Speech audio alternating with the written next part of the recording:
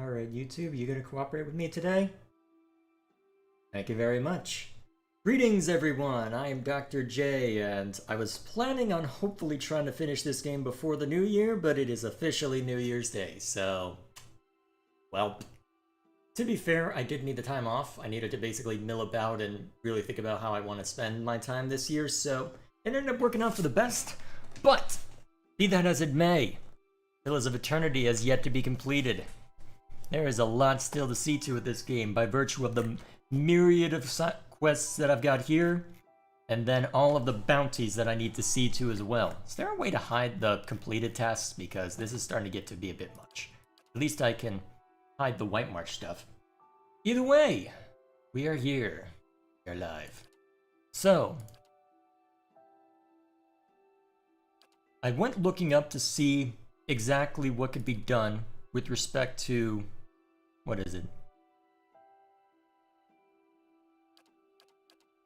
Where was it? Ah, yes. So, I went looking up to see whether I could do any other option with respect, well, if I wanted to fulfill this quest, and as it turns out, the answer was no. Kind of a shame, but I guess it really was to be expected in hindsight. So, because, let's be honest, I went and killed basically the leading figure in that group.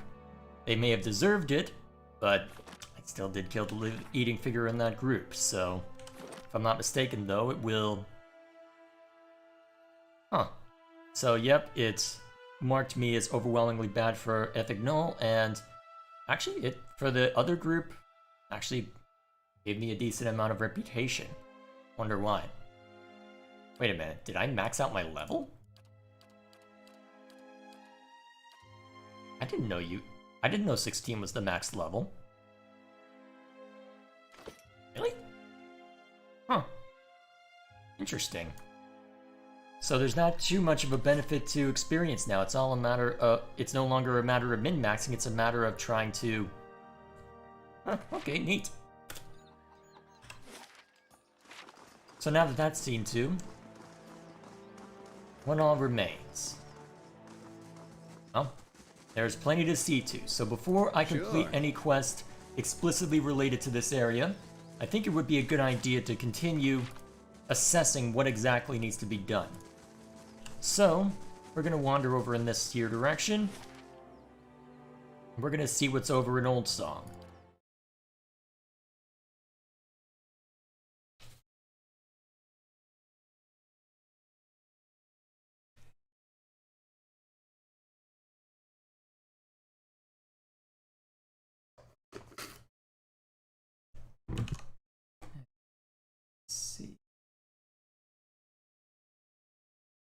Alright, cool.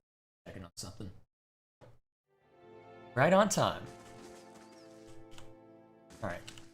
Fast mode can go off. Where's the button for it? I'll just hit that. What was the button? Oh yeah. Oh yeah, D. Okay. That's why I was having problems. I needed to alt-tab back in and out. Okay. Shrine to Hylia. Interesting. Let's go ahead and look around. The stone is pitted with the marks of ancient chisels and furred with moss. Alrighty, let's go talking to people. We can't stay down here.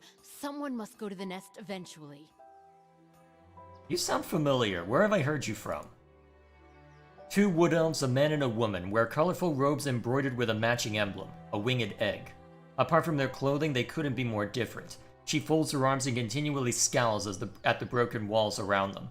He, on the other hand, mutters prayers, his shade-dappled face as tranquil as a cloudless sky. Just how are we supposed to worship the Sky Mother from among the weeds, hmm? This is a disgrace. The woman rounds on her companion. Calm yourself. We should be grateful that she protected us from the winged terror. Besides, even here we have a visitor. He turns to you. Actually, I received a vision from Hylia. She bid me speak with you about the menace that settled over her temple.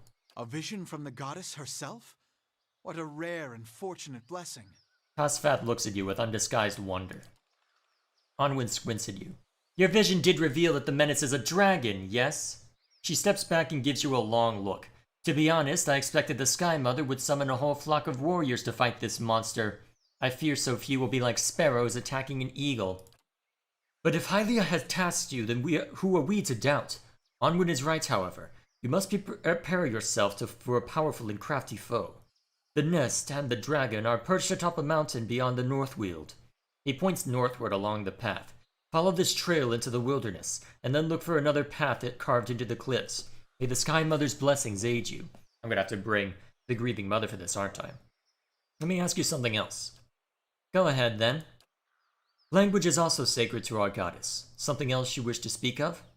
This is the temple of Hylia? You hear this, Wag? She rolls her sky blue eyes and elbows her companion. Relax, Anuin. I'm sure he meant nothing by it. Forgive my consort. She's been rather excitable of late. This is not, as you seem to recognize, our actual temple. It's merely a shrine we've set up after the business with the dragon. I'd like to know more about Hylia. Why, she's the goddess of song, art, the sky, and maternity.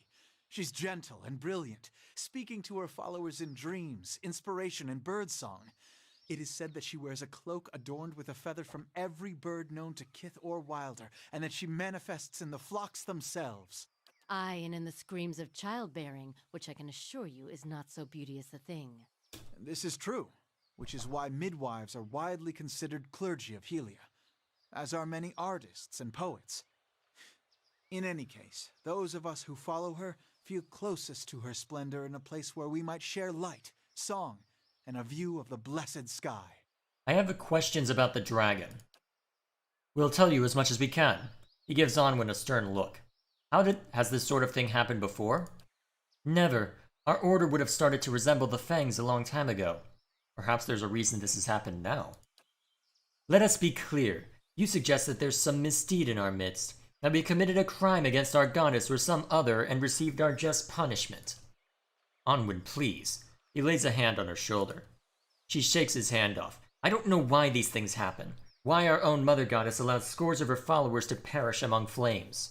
She narrows her eyes, speaking between her teeth. And if you ever discover why, I invite you to come back and tell the rest of us.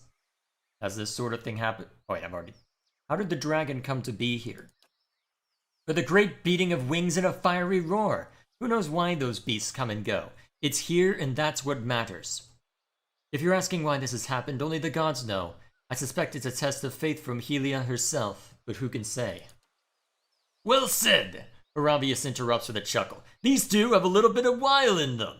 He breathes in deeply, smiling as if awash in the smell of baked goods. This is a mystical playground controlled by unknowable deities. There are so many other things to worry about than how or why of, well, anything. When did the dragon first show up? He looks skyward, thinking. It was several weeks ago. The creature cloaked the sky like a thundercloud and descended upon us all at once. There was no warning. Can you tell me anything else about the dragon? She opens her mouth, a crooked sneer on her face, but seems to think better of whatever she was about to say. After a pause, she says, Nothing. We truly wish we could tell you more, but we, like the rest of Hylia's faithful, were running for our lives, and we were more fortunate than most. A nest above the clouds, huh? In the nest, Hylia's temple. I'm assuming that's not here. Alright, that'll take me to the burial isle. Unless... Oh wait, that might take me up now that I think of it. Check the global map real quick. Into the to the Northweald. And all sorts of adventure that likely awaits up there. Oh boy. I wonder if I should stop by the burial isle before heading there. At last the druid returns to bring peace to the land and end the soulless blight. Well, that's the plan. We'll see if I actually get the opportunity to do same. How have you been? Been a while since I could jump back in, but as it turns out, I really needed the week to myself. It was nice to do very little apart from just mill about and... Yeah, mill about, that's... Hello, Precious. Wait a minute. This must be in relation to the visions I've been having and the stories I've seen. Huh. Now I'm curious. I hope our duties won't require us to linger too long. A chill hovers over the frozen lake, draining the air of warmth. So this is Noonfrost. Actually, wait, isn't that part of one of the quests I got? Into the White Void. Find Noonfrost. Yes, the Frost-hewn breach appeared to be part of a temple called Noonfrost. And if I can find Rimmergan's place of worship in Twin Elms, I may also find the meaning behind the vision. Well, that was relatively straightforward. I wonder if there's anything else out here before I head into somewhere so pertinent to the main story. I guess that's probably the best way I can put it. Ooh, something to collect. Burned Lady. Nice. Subtle. There's a cave? Gallowan's Maw. Is that pertinent to anything? I'm pretty sure Gallowan is something related to that.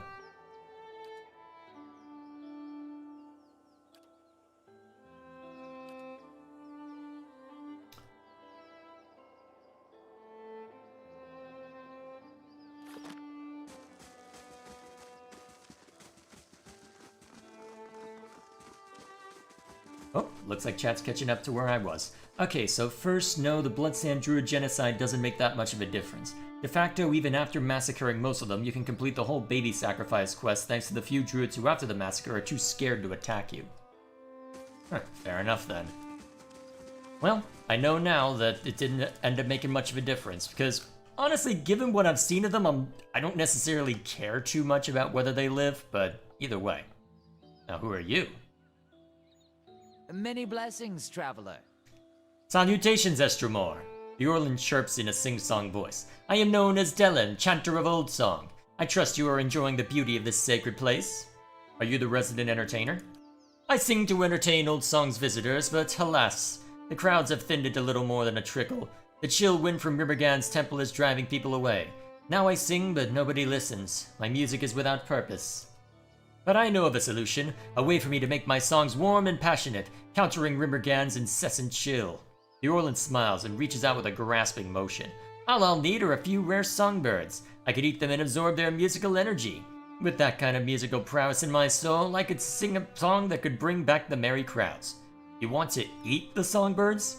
I don't think it works that way. The Orlin stares at you dumbfounded before rolling his eyes and lecturing you. Eating the muscles of animal makes you stronger, right? And if you consume green stumps, do you not take on their pungent smell, even down to the water you pass? He smiles, pleased with his reasoning. Just as one cannot sweat if one is parched, I cannot sing without a nourished soul. It's all very basic. Did your parents teach you nothing of the food dropping cycle? Spare me your reasoning, I'll help. Dellen's eyes widen with delight. Splendid! He exclaims with a clapping hand. Clapping hands. For my song to be pitch perfect, I will need a tiam, a bird found often throughout the Twin Elms, often in high trees' nests, but some have been domesticated. I'll also need a shardwing. Shardwings prefer to nest in otter formations, suits their natural camouflage the best. Oh, and most importantly, if I plan on hitting those high notes, I'm gonna need a cloud singer. Those little warblers can only be found in the highest mountain peaks. Many thanks, Stramore. Bring me these birds and I'll sing like Hylia herself. Well then, that's a thing. What's over this way?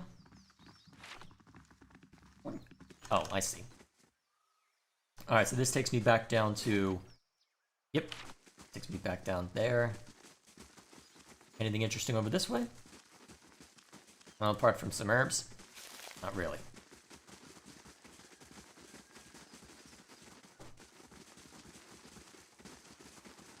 Also, yes, you should side with the son in the sacrifice quest. It's the only moral decision in this quest.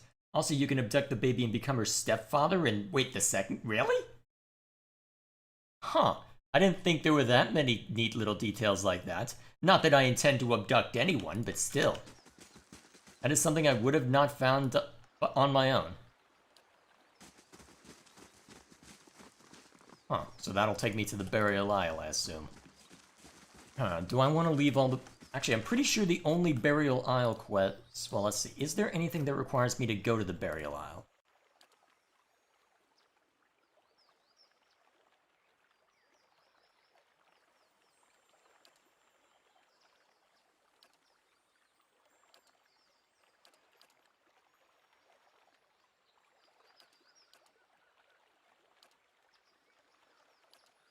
Doesn't look like there's anything that requires me to go there yet apart from the main story. Alright, let's see what lies this way.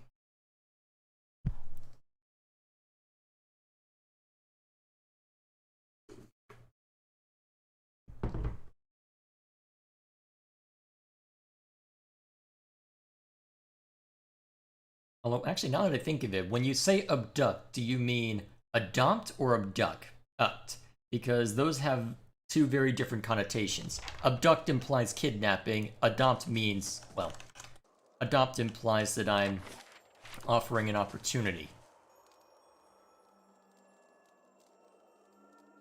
The pale elf searches you with ice blue eyes. She shifts and knits her fingers together. Welcome to Noonfrost. Most of the temple is currently closed for sacred ceremonies to Rimmergand. She forces a smile and waves to the eastern doorway. The shrine is to your right. You're welcome to make your offerings to Rimmergand there, but the rest of the temple is off limits. Tell me about Rimmergand. He's the god of cold, entropy, and collapse. Many see him as a harsh god, but few recognize that he also gives life in his own way. All things wind to a merciful end in his shadow, only to feed creation elsewhere. She frowns, gnawing her lip. But he is a silent god, and his ways are mysterious. To follow him is to accept inevitability without explanation. Her eyes dart between the two doors on either side of the room. If that's all. I'm looking for the frost-hewn breach. The bearer's flush rises in her pale cheeks. As I said, only the shrine in the eastern wing is open. The rest of the temple is closed to visitors right now. I suggest that you make your devotions there and leave. Her cheeks flush, Watcher. Perhaps she misinterpreted what you meant by frost-hewn breach. Durance, why? Why is most of the temple closed? As I said, we're in the middle of sacred ceremonies. She enunciates carefully. They're rather complex, and we don't permit outsiders to witness them. She glances at the elves over her shoulders. Others of my clan get rather touchy about them, which is why you should visit the shrine and take your leave. What are you doing here? My clan journeyed from the White That Wends to pay homage to Rimmergand here at Noonfrost. We'd learned that this place had been abandoned for several years, and we felt it our duty to tend to one of our god's oldest temples. She rolls her shoulders back. It's been a long journey, but Rimmergand demands endurance. No doubt he will reward us for ours. Sagani's mouth is set in a grim frown. I hope it is.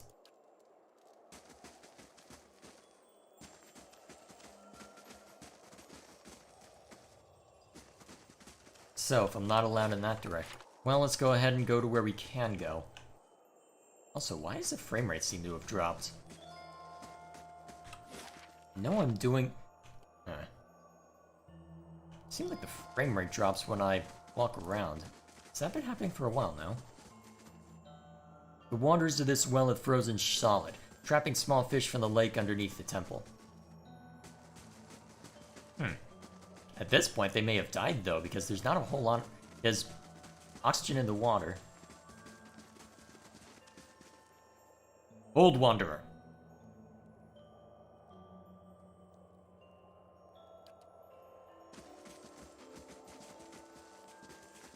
Oh, alright, I better hit a quick save just in case I mess up. Let's see, her parent in that situation? Okay, so more an opportunity by the sounds of it. Each line and wrinkle of this warrior's weather-beaten frown has been chiseled from the ice. No farther. Turn back and do not cross any doors. The halls beyond us belong to Rimmergand and his faithful. So basically I can't go into any explicit... So basically I can't open any doors or I'm screwed. That's the message I'm getting from this.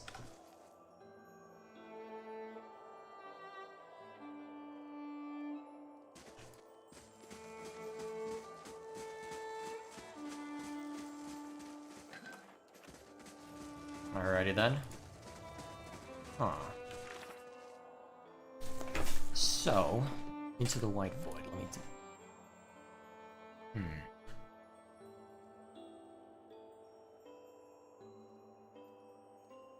Let's see, found noon from against.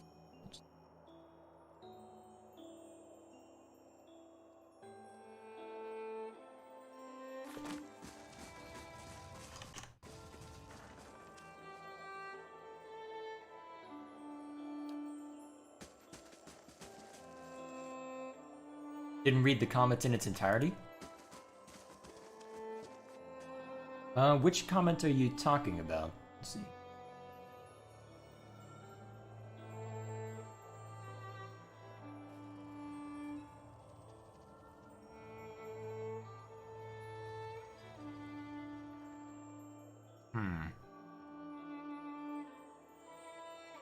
Which comment are you referring to, chat?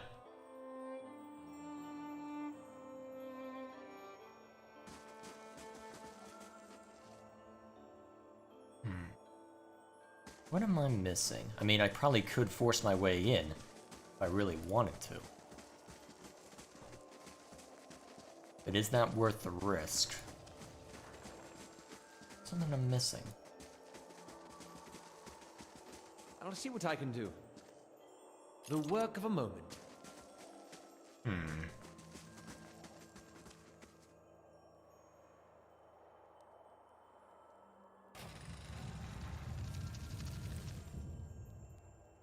I doubt I can sneak in.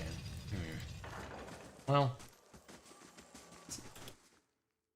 Oh, I see. Let me try. Oh, I see. So back to your comment. Let's see. You should sign. That it is the only moral decision in this quest. Okay, let me check. Alright, let me make sure I've read it. Let's see. Also, yes, you should side with the son in the sacrifice quest. It's the only moral decision in this quest. Also, you can abduct the baby and become her stepfather in Path of Exile 2. Well, Path of Exile, what? Pillars of Eternity, what? Sorry. Sure. Old habits die hard, apparently. Pillars of Eternity, come on. Funny how both of those games have it. Okay, cool. So, her parent in that situation. Okay, cool. So, I must not have seen the her parent in that situation immediately. That's probably what you're... I think that's what you're referring to? Either way. So, with that in mind, I'm not sure how exactly to... Perhaps... There's gotta be something related to that. Perhaps I could force my way through and fix it, but I don't want to try and cause myself too much havoc yet. I'll let my diffuse mind sift through the details and figure out something. Oops. That's the wrong button. In the meantime, I suppose I can start moving in this direction.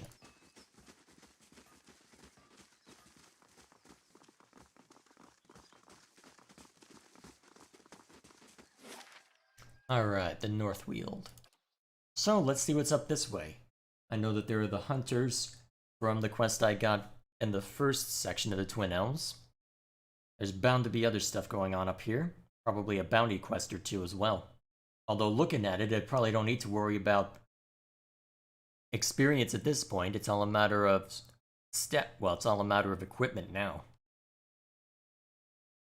Hopefully I won't regret that fact. The mercy of the tribes. Oh yeah.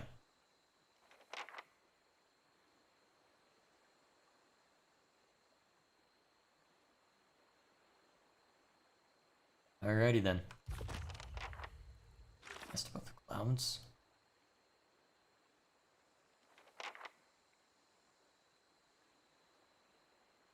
Alright, cool. The figurine. It's glowing. Oh, I didn't even think about that. The long hunt.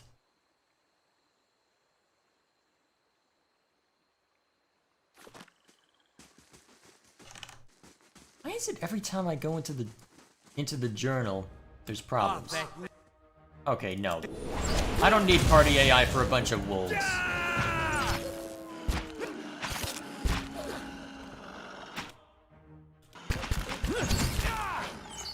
Show him how it's done!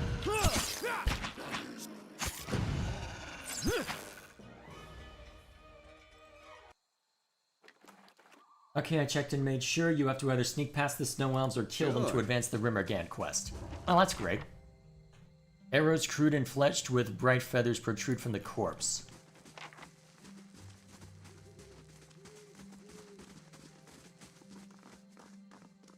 The inscriptions on this altar are almost unreadable under a layer of thick moss pay homage to Hylia.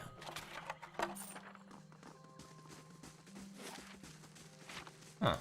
Map isn't as big as I thought.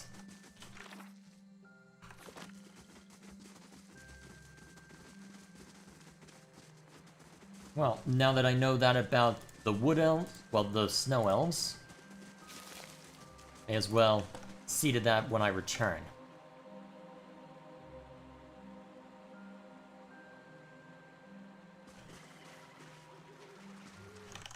Every time I quick save, what the heck? This game has been more and more. Huh. The sphere broken in half has ornate Glenfathen etchings along the two halves of its shaft. The wet wood shows dents stained green with moss, probably from impact against the river's rocks. The tracks and bloodstains continue further east. Huh, random boars that aren't attacking me. That's curious. Over here, hurry! Oh, this ought to be good.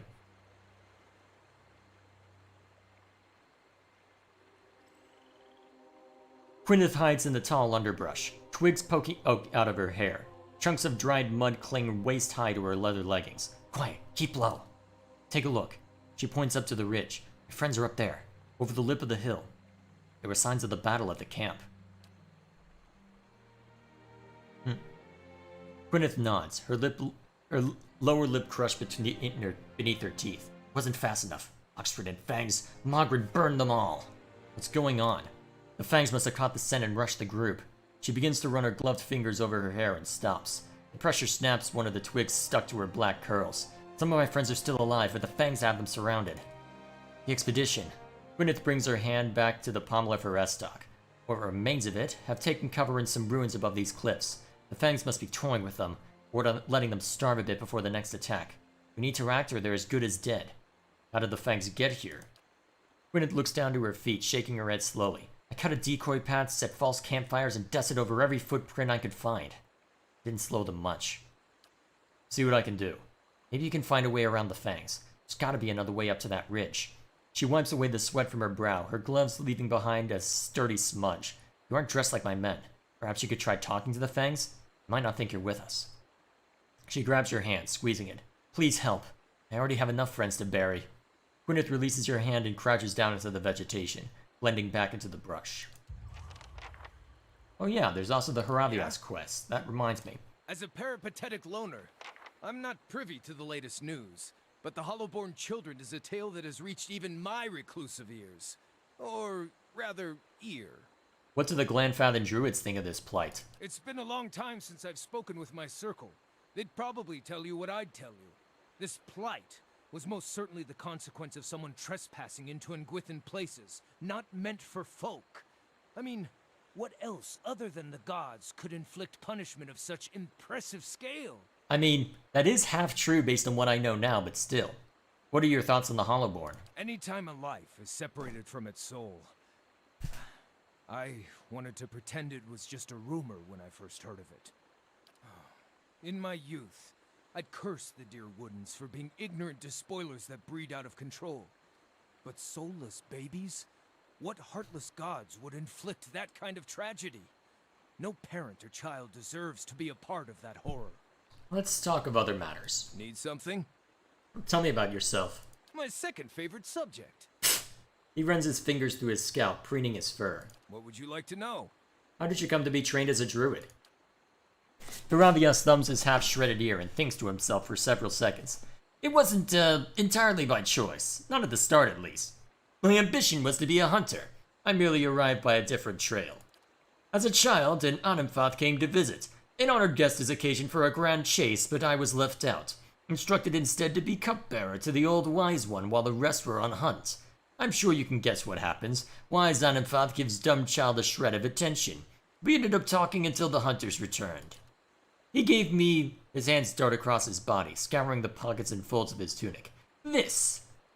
He presents a rusted iron medallion, fashioned in the likeness of a hound's head. A common icon among the frontiersmen, explorers, and others seeking faithful to Gallowan. The Autumnstella insisted I be trained, and none in my village would defy him. Now, he smiles broadly, I don't need a bow to hunt. Where are you from originally? My mother's crotch. You? What a coincidence. I also came from your mother's crotch. For the record, only I'm allowed to insult my mother. But I respect your dedication to banter, so I'll let it slide. This time. Good response. I grew up in Glonfoth, specifically in and around Thane Bog. My people, the Fisher Crane tribe, are migrant stewards of the land. I've walked the whole of Glonfoth many times. What's the story behind the symbol of Weil on your eye patch? Weil is known as the Eyeless Face, so his symbol seemed a good fit for my eye patch. He absent-mindedly runs his fingers along the strap of the patch band. Weil iconography is rather popular in my home tribe, but it seems he is not as widely venerated here in the Deerwood. I remember thinking that if I consecrated my eye to he who obfuscates and reveals, then maybe with enough devotion, Weil would make use of the old ruined thing. Huh? The old ruined thing? I think that's what it was meant. I think it was meant to be the old ruined thing, but, well, I found a few. Well, honestly, considering the amount of dialogue, I guess it's inevitable that I'd find a couple, but, I mean, I've found, what, half a dozen, maybe, in the entire game so far, and I'm, what, most of the way through? Been playing this throne. Actually, you know what? I'm gonna go to my footage and see exactly how long I've spent with this game. Give me a second. Alright, review backlog, modern games, Pillars of Eternity footage. How long exactly have I spent with this game? Properties, details. Almost 80 hours, yep. I think I can live with just finding half a dozen spelling errors and all that. What's your relationship with Gallowan? I was raised as a disciple of the Seeker God. He is the champion of the hunt, be it the simple struggle for sustenance or the scholarly pursuit of knowledge. In my older years, I've found... He cuts himself off, shakes his head, and starts again. Life has shown me I am more suited to the ways of Weil. The furious hunt for knowledge often outpaces the journey to real understanding. Druids are known for changing into animals. What sort of creatures can you become? He takes a half step backward as you ask the question. All sorts of things, he says quietly with a long, uncomfortable gaze. Let's discuss something else. Any man with your scars has a story to tell. I'm just gonna ask you later if you don't tell me now. Yes, I suppose you should know. I struggled with spirit shifting, the final rite of passage in my druidic training. I prayed to Gallowan for insight and, in the style of seekers of old, went to the forest, alone, to ask for guidance. Then I got my answer, an answer at least, in the form of a vibrantly colored Stelgar that pounced from the underbrush and made a salient demonstration of its capacity to eat things 1/15 its size.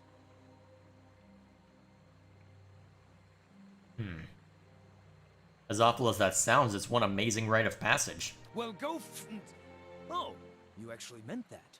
Thanks. My kin didn't find anything positive about this tale.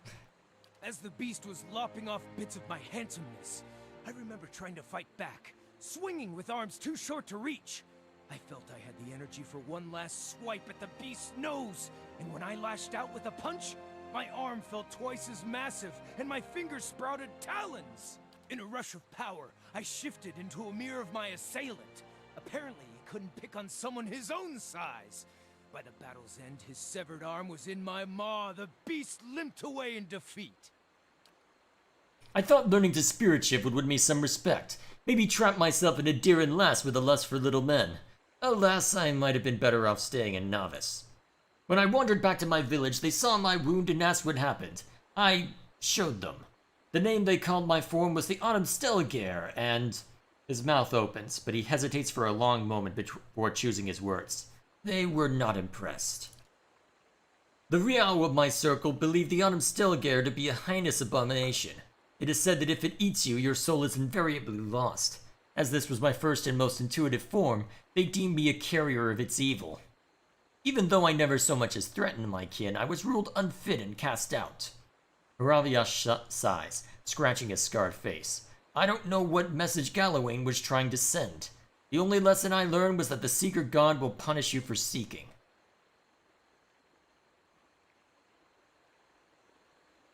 You didn't choose your spirit shifting form? No, he says with a huff. It chose me, or so I imagine. I always assumed I would shift into a stoat. Seems more true to my nature.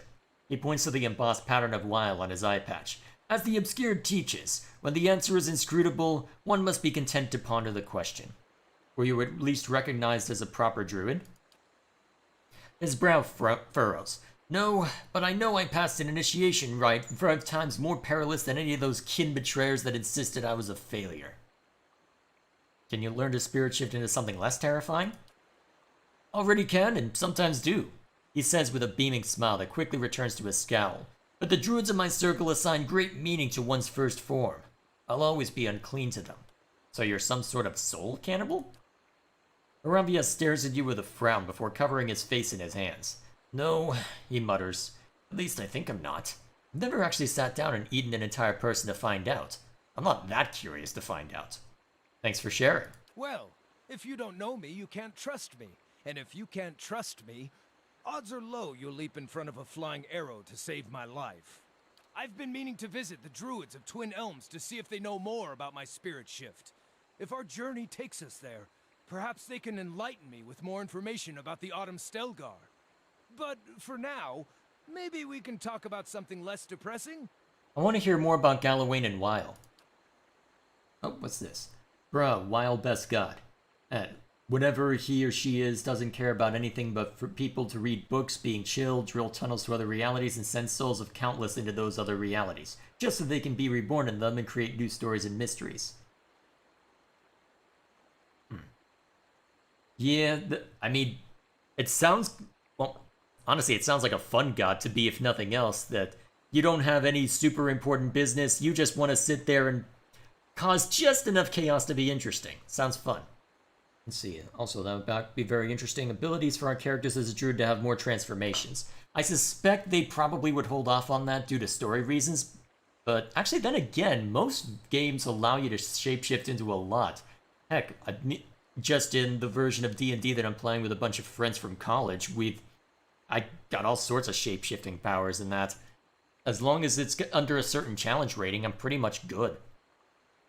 So, I'm surprised that there's only one that they allow you for in Pillars of Eternity. That's an interesting one. Alright. He stares at you blank with one eye. Oh, not sure what more there is to say on the subject. Unless you were itching for a religious debate. Tell me more about your thoughts on Wild. I came to know Wild in earnest in the first year of my exile. I asked myself why Gallowan would punish me for asking questions. What just and fair god would punish me for doing as he asks?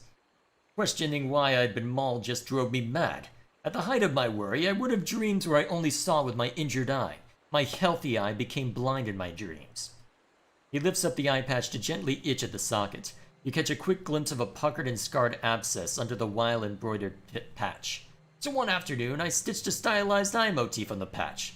I like to think of it as my self-initiation rite into the Brotherhood of Wild. Wild is not an instructive or overbearing deity. He does not freely dispense wisdom and expects all of us to question and explore with our own minds. Wild reminds me that curiosity is being receptive to any and all truths, not hunting for any one answer. Has Wild ever spoken to you directly to you, or sent you a sign? No, never directly, he says with a smile, which is as it should be, given what he represents. I especially like how Wild never sends wild beasts to maul me, but maybe I have low expectations of such things.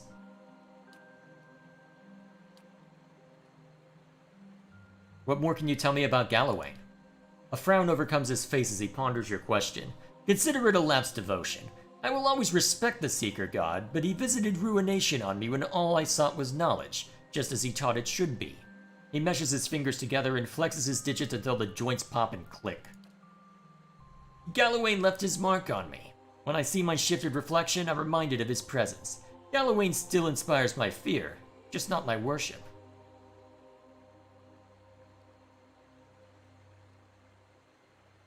Do you think there's any possibility that Gallowan is trying to help you, albeit in strange ways? I suppose that maybe. His one eye squints and his face contorts into a frown. Certainly there's a chance that Gallowan was trying to help by making me blind and deaf to everything on my right side. But put yourself in my paws. Do I then go back and commune in the woods to him again and invite another attack? It would be a suicidal leap of faith to ever go asking Gallowan for anything. Anything.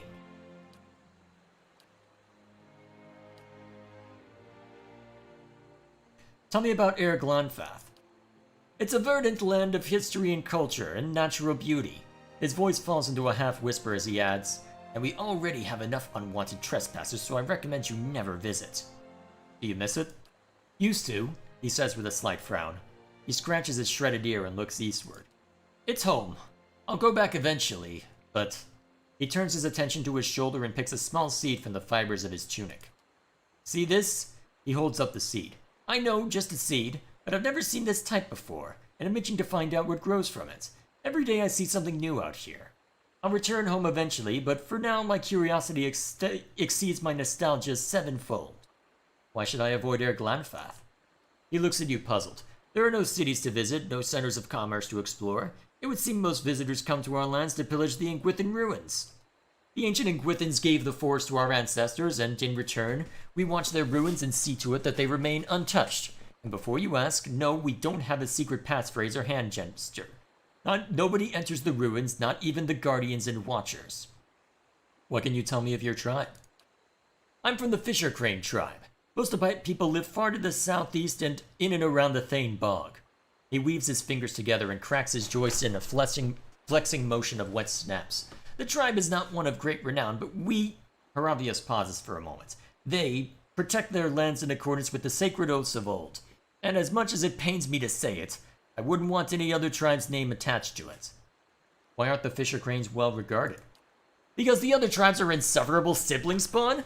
He grins broadly and stares at you for several silent moments. I suppose the Fisher Cranes have a reputation for being passive and reluctant to fight, which is another way of saying the other tribes fight hard while we fight smart. Now that's the spin. Our namesake, the Fisher Crane, is a marshland raptor that remains stark still from sunrise to noon. We're invisible stewards of the land and patient hunters of those who trespass.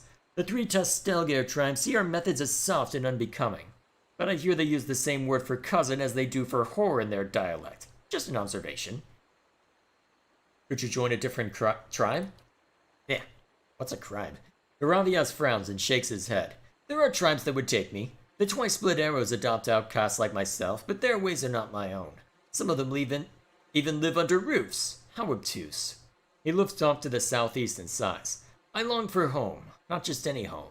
But while it's made my wanderings fruitful, and I accept that it may not be until my soul passes that I rejoin the Fisher Cranes. Did you grow up in a bog? Only briefly. Here, let me show you something. Don't commit any of it to memory, please. Haravius rolls up his sleeves and shows you his forearms. The soft brown fur of his arms is lined with faint stains of henna and scar tissue. This is where I grew up, on the migration trail. I had it marked on my arms during my training. While much of the tribe guards the Thane Bog year-round, many of us, including the Circle of Hawk and Ivy, honor the oath by patrolling lesser-known ruins scattered throughout the land. He points at several of the henna crescents on his forearm. We eschew houses, take only what we can carry, and move camp every 2 moons to ensure that all our sacred sites are visited at regular intervals. This nomadic patrol is how my druid circle came to name itself. We circle and protect like hawks, but we only ever perch on the ivy of the ruins, that is, nearby trees, never to enter the builders' lairs. Aren't most Orlands in Glanfath wild? Wild? Yes, I suppose all of us were a bit wild as my tribe was migratory and we didn't live in permanent houses. But I understand what you're trying to ask. Yes, a slight plurality of Glanfath and Orlands have forest plumage. Growing up with meadow plumage, I was assumed to be weaker than others my age. The huntmaster of my tribe only chose apprentices from the forested kin, or rather, wild Orlands, as they're called amongst slave-owning bigots, as well as bigots too broke to own slaves. I grew up in Glanfath, specifically in and around Thane Bog. My people, the Fisher Crane tribe, are migrant stewards of the land. I've walked the whole of Glanfath many times. I think I struck a nerve. Yeah? May I have a moment, my watcher friend? I'm excited we'll be going to Twin Elms. Nervous, but excited. Why the mixed feelings? It's, a matter of, trepidation, maybe. I was never a well-accepted member of my own circle, and I'm fairly certain I'll find some way to make an insult or give offense. And for all I know, the druids of Twin Elms are in contact with the Hawk and Ivy Circle. The Fisher Crane tribe isn't often this far northwest of the bog, but word of my ostracism could have spread. I've spent years coming up with new reasons to put it off. About time I go there and see what WoW wills me to see. Need something? What do the Glanfathens think of the Deerwood and its people? Foreign looters obsessed with wealth and wine. May their bowels be obstructed with pus-sweeping nodules. Every one of them. His scowl lingers and he scratches at his ear stump. Not that you're asking a neutral party. When I was an insufferable child, and I usually was, my parents told me Deerwoodens would enslave me in this life and the next if I didn't behave. But I'm in their lands now, and I will, in the interest of academic fairness, admit that I've met several, decent, mostly non-rabid Deerwoodens. He looks askance and folds his arms, but my suspicions about them all being drunkards has proven entirely accurate. I wonder what great wonders they'd accomplish if they all sobered up. I grew up in Erglonfoth, specifically in and around Thane Bog. What would you like to know? Alrighty, I think that'll be all for now. Alright, let's go ahead and resolve everything in this, resolve everything in the forest, and then we'll head back and see to business. I've got so many threads to pull on. This is gonna be a fun month to try and go through all this.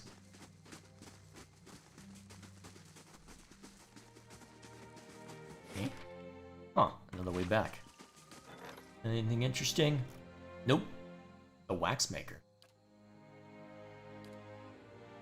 In the southern Nadir province of Magahanon, the wizard and inventor Galef spent decades creating devices that could mimic magical effects and properties. His fellow wizards viewed Galef's work with disdain. But one area of research intrigued even the elitists, a device that could replicate entire magical objects. The key to Galef's research was an enchanted mold. When Galef died of old age, his remote workshop was eventually plundered by southern barbarians who had been sacking the province for years. All of his work was believed to have been lost. Recently, an anonymous patron has been inquiring across the Eastern Reach for aid in recovering some of Galef's research notes, using leads that were discovered by unknown means. This sounds like something Kana would enjoy. Go for it. Alright. Let's see. To be honest, those transformations didn't have to be just different spirit shifts. You could, for example, change your limbs into plate-tearing claws or change your skin into hive, and for reducing armor level, you would make constant damage to your enemies.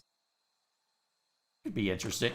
So, not necessarily spirit shifting your entire body, but more parts of it to try and augment things. Actually, that could be an interesting subclass.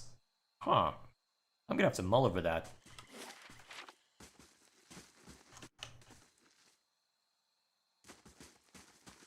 Tread carefully, Stramore. An elven woman stands beside a stag, petting the great beast on its neck. As you approach, the animal jerks its head in your direction and rears up. Stillness! The woman orders the stag, pulling on the skin of the stag's neck until it ceases to buck. Easy now. No need to fight. Yet. She turns to face you. One ear is missing its top half, and many battle scars raise her otherwise smooth skin. More foreigners. More unclean feet trampling on our lands. More blood to feed the trees. She shakes her head. You should not be here, Stramore. Her hands move to one of several blades strapped to her hips. If you are here in our lands, it is either to steal from us or to aid those who would. She gestures to the north, at the ruins of Ingwithan buildings protruding from the underbrush. Deerwooden mercenaries, looters, can you hear their panicked whispers? Leave this place at once or I will kill you when we finish with these Stramore. How do I want to play this? Because I don't necessarily condone what the people were in here to do, but at the same time, I don't know if killing them is necessarily a good call either. Let's go with Let's go with this. She holds her gaze on you. The great stag stomps its front hooves on the ground and turns to its master. Do you speak the truth, foreigner? If you are indeed a friend, you would respect our lands and not defile our sacred soil with your trespass. The woman clenches her jaw. Its muscles quiver under the pressure until suddenly calm returns to her expression. If you have no bonds of kin or kith with the looters, I will give you a chance to prove it. She draws one of her swords and with a swift arching motion, points it to the ruins beyond. The invaders must be purged from our lands. Prove your worth and we will believe your words. Tell me about these mercenaries. Raiders, looters, same as all the other Deerwood thieves that pillage our lands. The woman touches the oblique stub where half of her ear used to be. We tracked the Deerwoodens from their first step beyond the Great River and waited for them to err. They always do. We claimed half their pack in our first assault. The cowards then ran now huddled to the north. When the wind turns, you will smell their fear. If they surrender, will you let them live? Softness such as yours will not bring them to heal. Their greed knows no bounds. Their memory honors no history. What use have we of prisoners? For what example do we set to others by letting them live? She shakes her head. Why would we forgive again? Because you soar where they crawl. The Fangs deserve better foes than these wounded animals. Send them home with grave warnings for their kin. The woman gazes north, her mouth a twisted scowl as she ponders your words. The great stag nudges her shoulder, and she reaches up to scratch the animal's chin. Blood was spilled, and life sprouts from a soaked ground. She looks at you with a cold glare, mutters a curse under her breath, and sheathes her blade. We will let the raiders return headless. Their leader must pay for their crimes. Only then, and may the rest go free. She waves her hand northward. Go, deliver my message before I see folly in this decision. Their leader must also be set free. Do you wish their leader dead? We wish their leader to be an example to others. Sever his head, his freedom, or his family. Whichever... Oh dear. Did I make a mistake on what I chose? Well, I've got the quick save if I need it.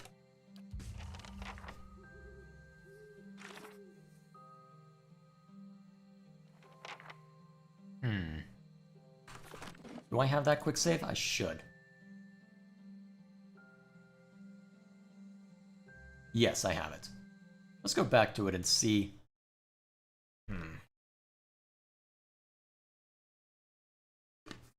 Actually, let's see how much of a delay there is between the stream and my video. Well, stream and the playback, I should say.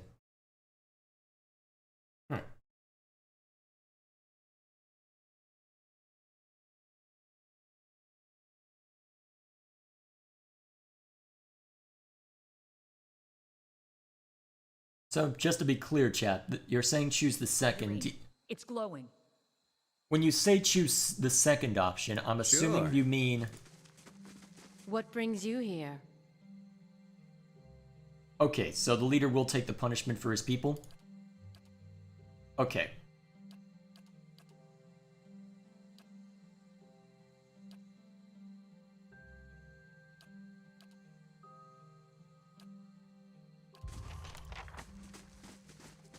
Alrighty.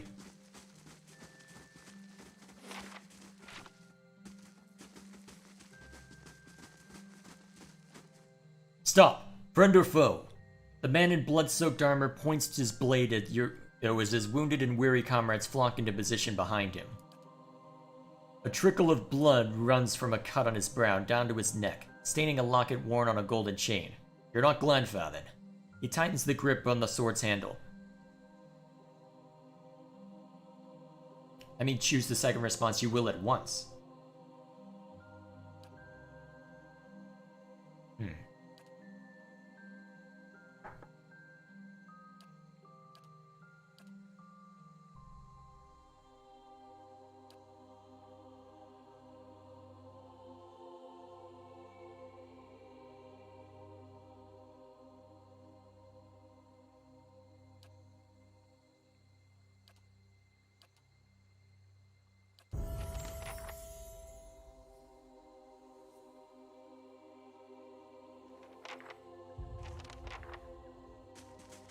So wait, that meant...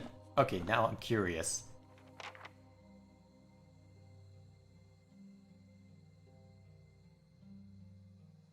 Wait, why did he seem to assume prison, though? Hang on. I need to go through this again real quick. Because why would he assume prison? Didn't I say that...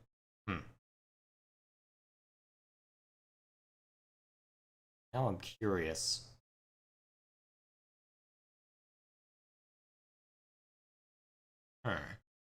Here's the second response. You will at once. Okay.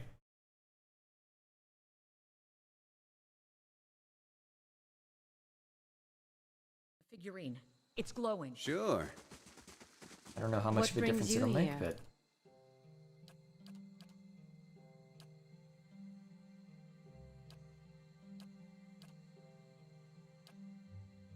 Okay, so it doesn't seem like it makes that much of a difference then. Given that end dialogue happens either way. Still, let's go ahead and read through this then.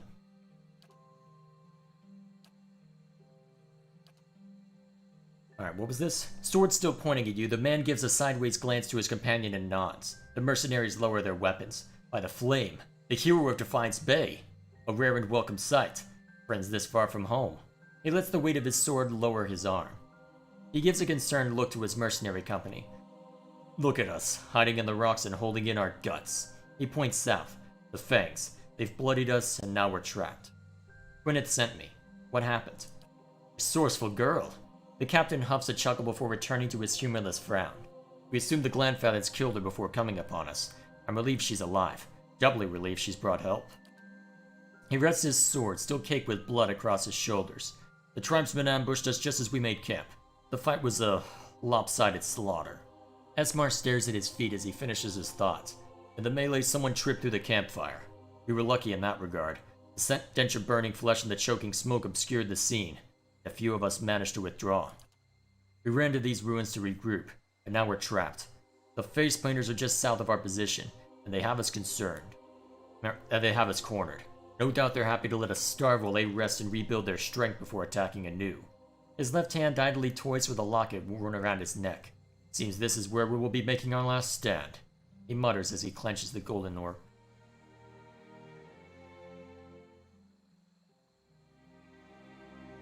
I've convinced the Fangs to let you go, but you must bear the punishment for trespassing and be taken prisoner.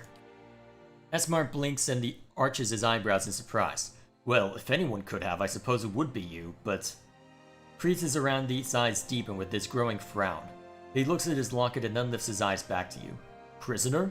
If it's the only way to save my men, I'll endure it. But who's prisoner?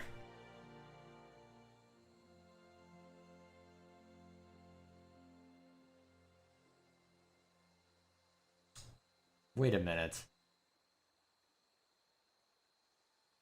They said something about... I wonder if I can get away with taking him into my stronghold. I have room in my stronghold to take you on as prisoner. You will hold me prisoner and that will satisfy them? He takes a half stride back and looks at you up and down. So be it.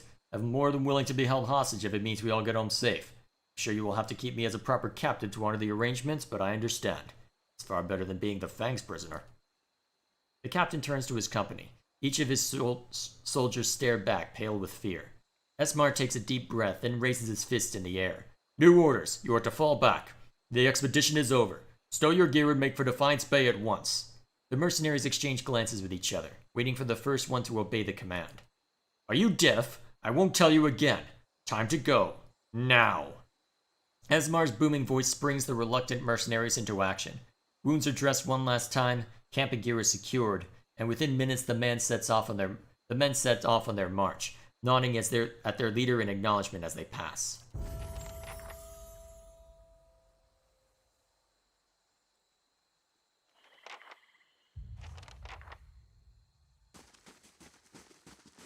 I wonder how this will affect things. Huh. They're going. I'm surprised that worked.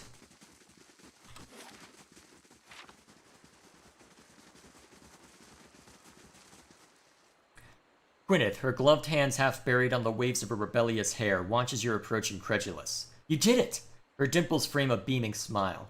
She lets out a sigh of relief and wags her fingers at you. We'll be chanting your name back in the gift. Everyone will know what you've done for us, I promise. I realize Esmar will need to be your prisoner if we are to honor the agreement. An odd arrangement, but it'll save the expedition. She shrugs and gives you a sly smile. Besides, I'm sure your dungeon is far more enjoyable than whatever the Fangs do with their prisoners. She scratches her cleft chin with her free hand and gives you a measured look. But you're the type to deserve more than just praise. Coin? Weaponry? She rubs her gloved fingers together. Or if nothing tangibly suits you, I'll gladly share my skills with you. I'd like to learn from your skills. Gwyneth nods enthusiastically. I was hoping you'd say that. She removes the gloves from her hand, stowing them in her back pocket. When you spend as much time as I do in the ruins, you learn to strike first, and to strike without warning. She holds her estoc out in front of her, her blade parallel to the ground. The key is efficiency of movement. Dungeon Delver, neat. Wonder what that does. She walks you through several footwork drills that focus on quiet footfalls and measured breathing, Place all your weight on the final step when you're ready to strike. She yells for emphasis as she demonstrates a swift, silent lunge. As you follow her example, she nods in satisfaction. I think you've got the grasp of it. I'm honored I could teach you something new. She half curtsies and turns to take her leave. Esmar watches Quinnet disappear into the thick foliage. He turns to face you. I'm ready, I think. He unwraps the locket from his hands and ties it around his neck. At least some of my men are leaving Erglanfath alive. Indeed. And it looks like Aloth is leveled up. Nice.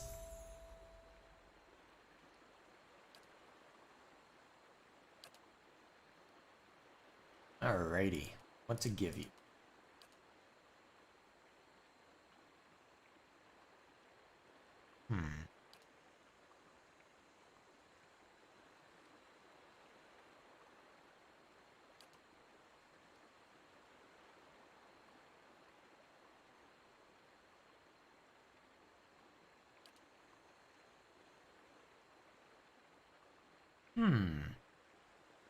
A defensive spell.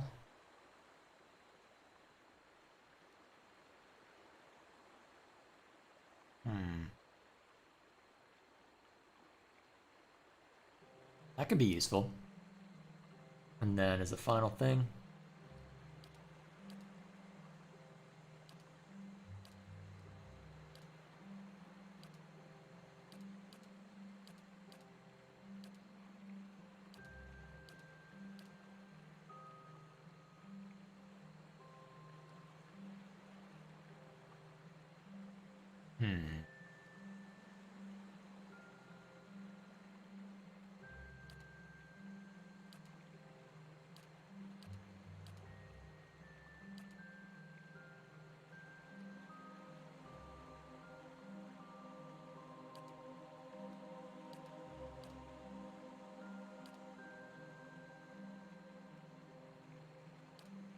This is probably the most useful I can get at this point. Nothing better than eating your cookie and still having it. Yep, pretty much.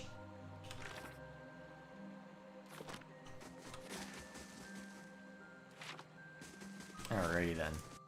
Now we've continued to explore. I'm surprised the Fangs let us take him to our dungeon. The way it was framed, I was expecting bloodshed.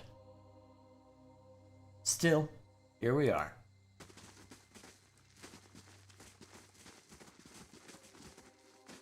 Ooh. Forest Lurker.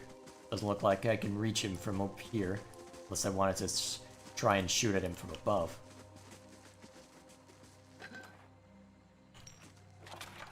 Quick, grab the loot!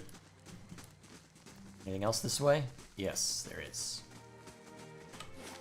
Surprised Ravias didn't harass us for what we just did.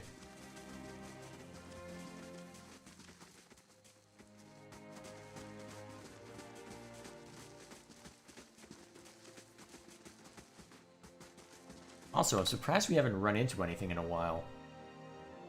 Although I guess we just did resolve a quest, but...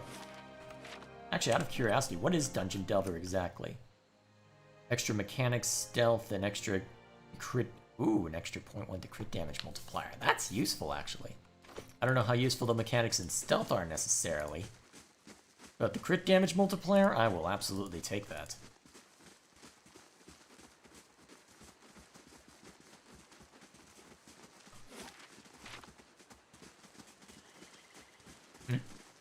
What was that?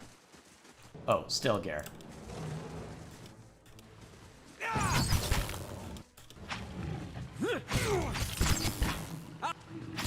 Well, they should go down pretty quickly, so we don't have to worry about too much there. Show 'em how it's done!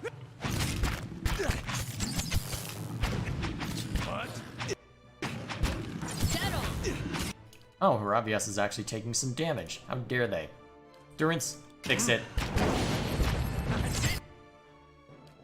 May as well throw out some of our standard stuff.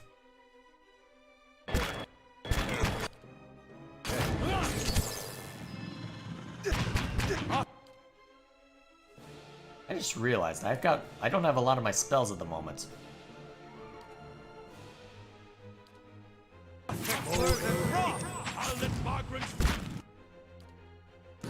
Not that it matters that much. Is Haravius ever going to be allowed to cast that? Not in time to be useful. That's alright, I can always rest if need be.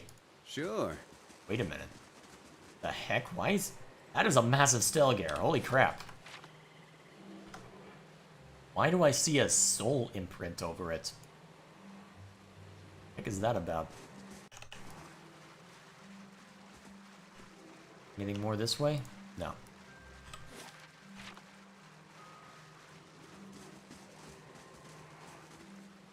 Over a ground hardened by dry blood and stomped leaves, the corpse of a giant Stelgare crawls with flies. Its flesh has been pierced and cut, as if stabbed by spears and slashed by swords. You touch the dead Stelgare's flank. A cloud of flies stirs into the air, and suddenly you feel the creature's remaining essence. The world around fades away. Oh, this is part of a quest? Okay. The pack rests. Rocks shelter the young, full bellies. You turn away and look beyond the trees. The moon breaks over their swaying canopy. A scent in the air stirs a tingling in your mouth. You slide into the shadows, the taste of hunt filling your nostrils. Light shines over the stone by the waters that falls. By the water that falls. Prey down below. Two-legged, hair like dry grass. It moves near the water that flows. Thin legs, slow, noisy, unaware. It holds a sharp stick. Two-legged hunter. Weak hunter. Prey. Closer, prey. Bright moon, prey. Into the dark. Pain. Pain on your side. A sharp stick points out of your flank. You roar and shake it. It snaps, breaking on the stone. Wet stone. Your blood. Leaves rustle, and you look. Another two-legged, another hunter. Thick legs, silent steps, stripped face. Well, stripped or striped? Is that what they... Strong hunter. Enemy. You leap, aiming at its neck. It moves fast. Your claws find flesh, ripping it deep, ripping it down. Wet leaves. Two-legged blood. It howls. It fights back. Long claws cut through the air. It slash at your flesh. More pain. Sharp pain. You strike. It strikes. Hot blood on your claws. Hot cuts on your chest. The world goes red. Your strength fails. You can't breathe. The two-legged hunter looks down. Wet ground. Our blood. Sharp stick above its head. Bright moon above its head. Strong hunter. The world goes dark.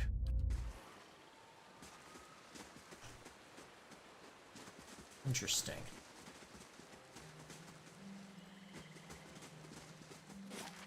I hope it won't... Let's see.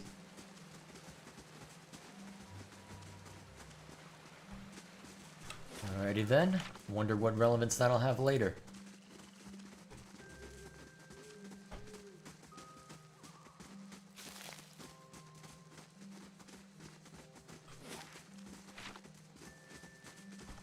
Huh?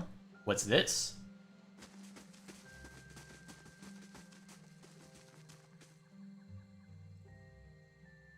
You come upon a clearing and see a group of Glanfattins standing in a circle. Zagani glances from the Andra statuettes of the hunters, looking for a connection. Meanwhile, the hunters turn and notice you. Their bows are drawn. Take it easy, we're just looking for someone.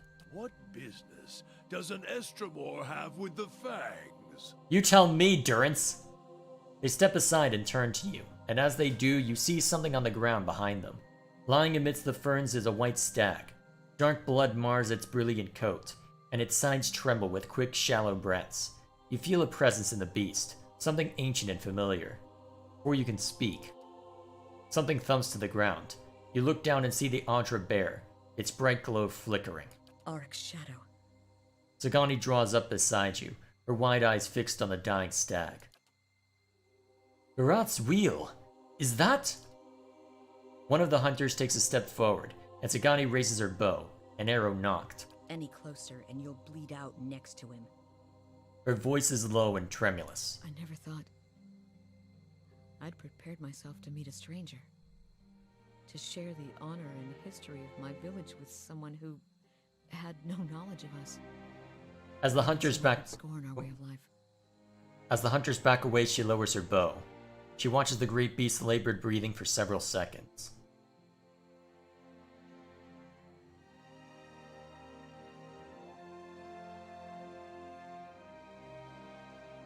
If you're going to do this, you've got to hurry. I was going to tell him about the years of abundance in Masuk. how his granddaughters have hunted caribou and his grandsons made our walls strong.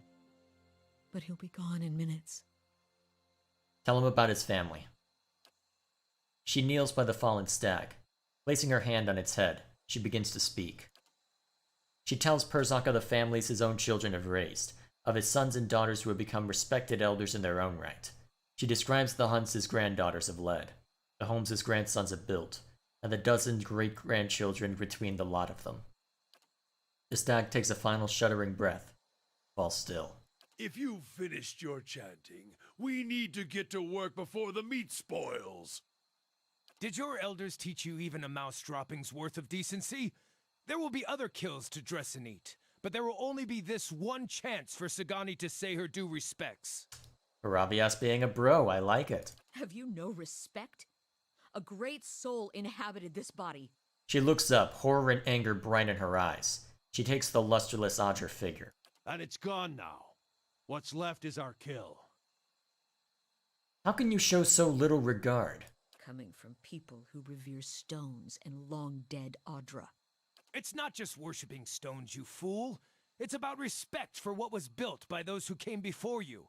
Perzak means to you what those long-dead Adra mean to us.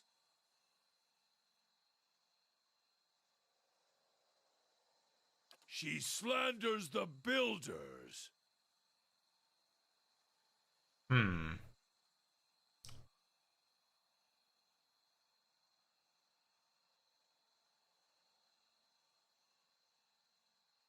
How do I want to play this?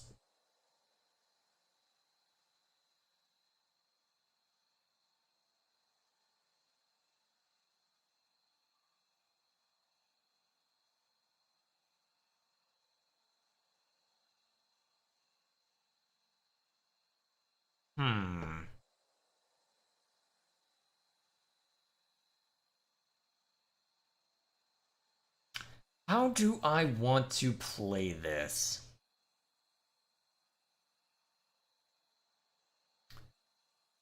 You'll leave us alone if you know what's good for you. You Estramoran are full of useless talk.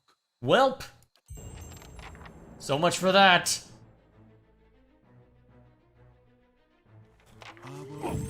Alright, party AI back on.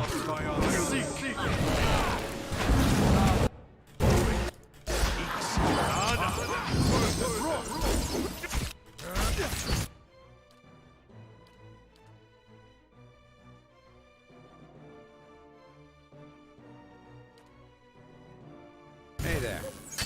Unfortunately for you, I am grossly overleveled, so you're just gonna have to deal with me.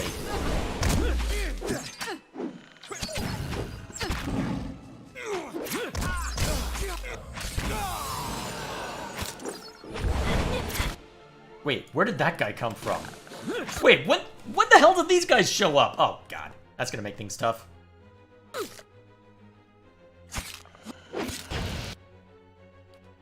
Aravias, I need you to start killing.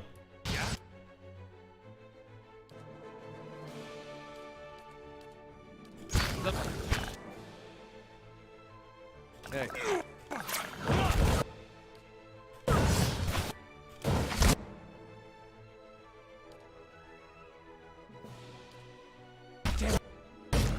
Oh shoot, Aloth is on the ground? When did that happen? You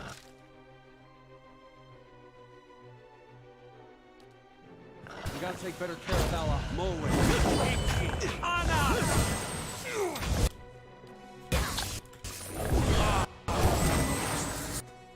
Oh dear, this is starting to hurt.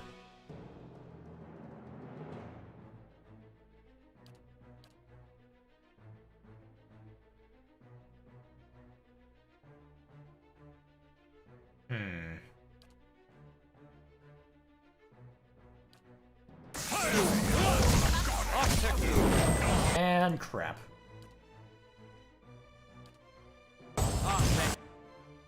Okay, that guy's almost dead. Let's see if we can finish him off.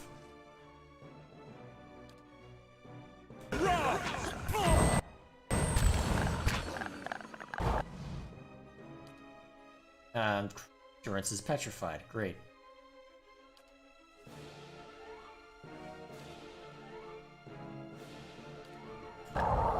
And I'm stunned. That's even better.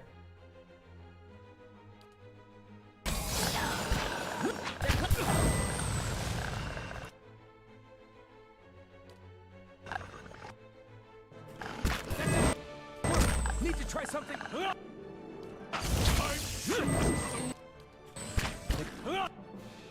No, dare ignore that one. Okay, that's another one down.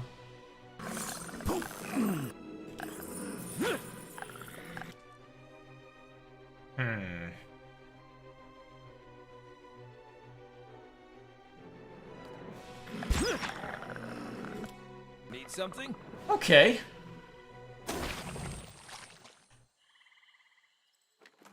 That was more violent than I expected. Sure. Hey there. So why am I carrying so much junk? There we go. Hey there. I'm here. So, the long hunt is over. Better or worse.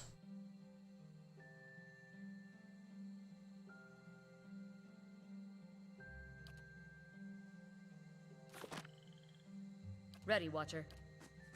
A deer in the middle of Air Glonfoth. To think I spent so long searching for that poor beast. Whatever Persok becomes next, I doubt he'll remember any of this. And yet those 5 minutes with him were more than I've spent with my family in 5 years. Don't discount the value of what you did. I'm sure Masuk will talk about my Tarnak Elitsak for years to come. And by the time I've had my fill of blubber and fermented milk, I'll tire of telling the story. But that's what it'll be to the rest of Masuk. A story.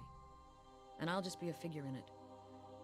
It's Kalu, Yakona, Najuo, and Malak who know me as more. What about you, Watcher? Do you know why you're searching for Theos?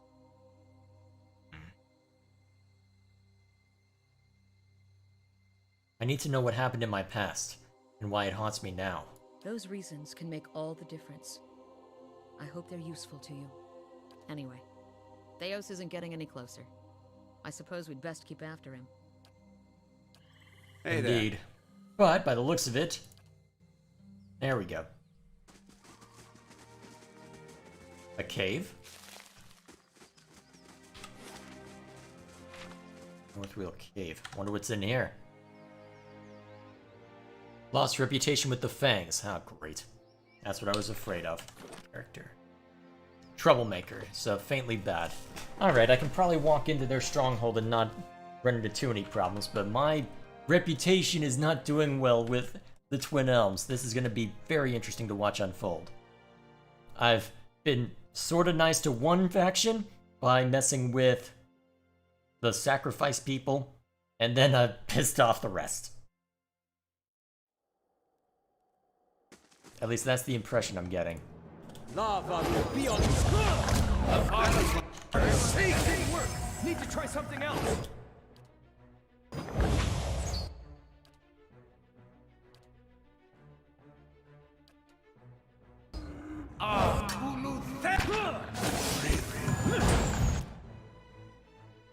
Where's Sagani? Ready, Watcher.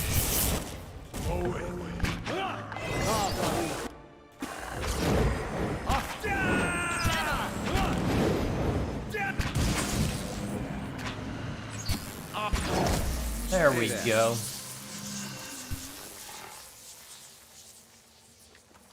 Easy Sure. enough. Keeping an eye out.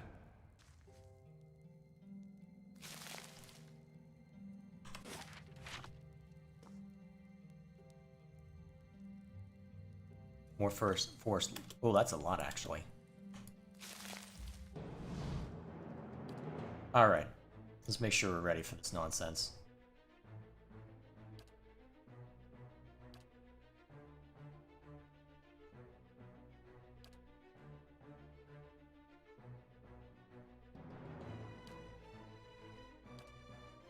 Hey there. Hey there. I'll teach you a lesson.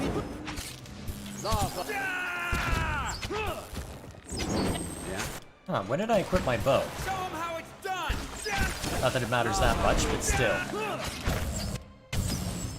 That's it! Off that warm raw! I'll take Blackbones bear this!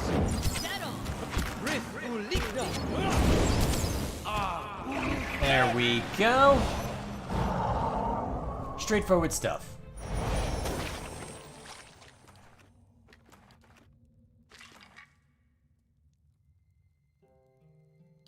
Sure.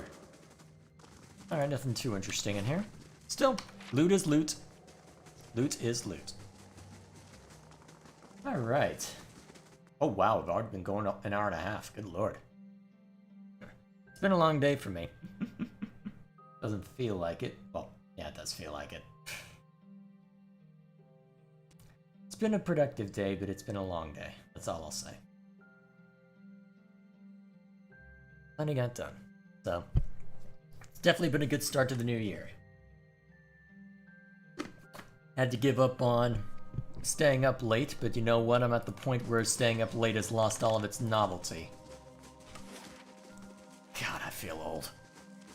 Not even in my 30s yet, come on.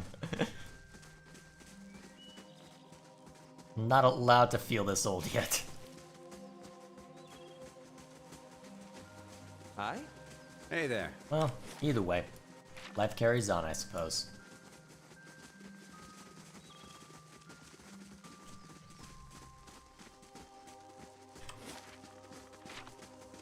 Now, since the path forward is probably over in that direction, let's go see what's this way. Huh. Now that is interesting. How do they want me to get down there?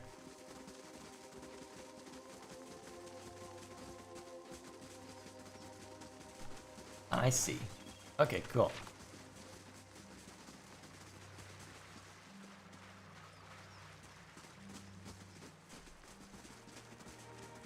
More forest lurkers? Well, they're easy enough to deal with. The rain blights might be a problem, though. I'll teach you a lesson! Give him a fire bug.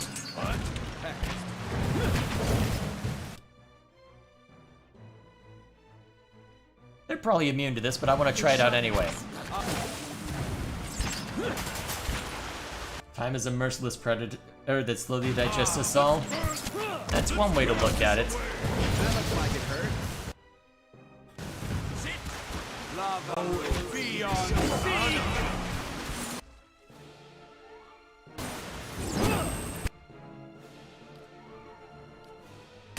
Off that war that...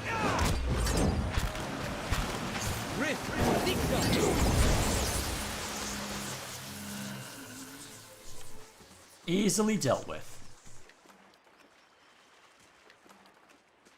Easily dealt with. This boot lies half buried in mud on the riverbank, as if it had been flushed from upstream. I guess that's how they get us to wander further up. See whatever this is. They look like they came from a Stelgar's claws. Beneath the raging waterfall, the corpse of an elven Glenfathen hunter lies shattered against the rocks.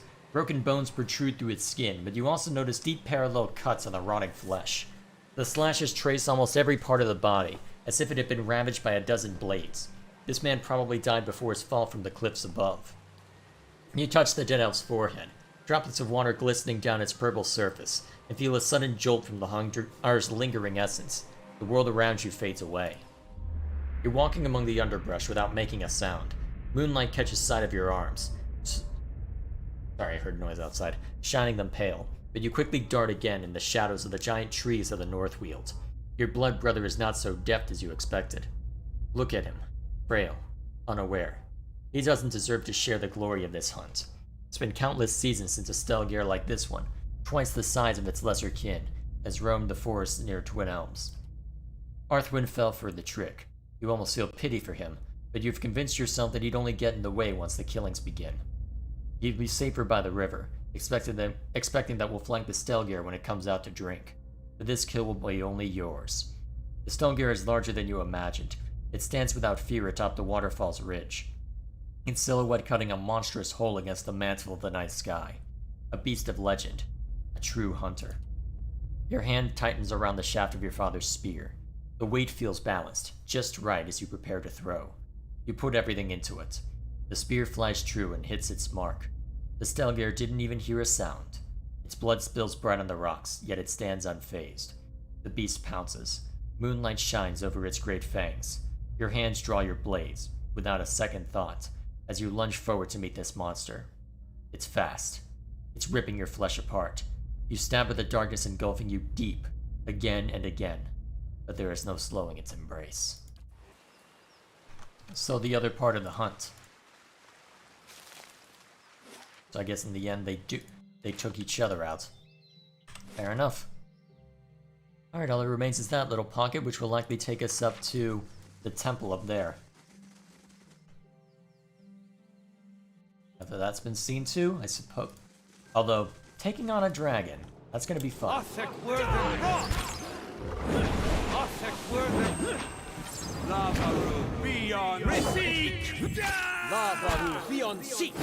Did you paralyze the bear?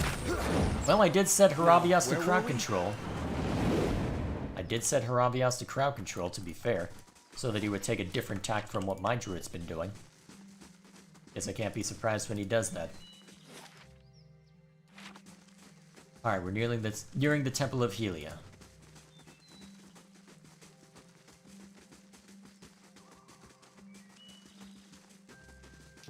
Atra beetles? Oh dear.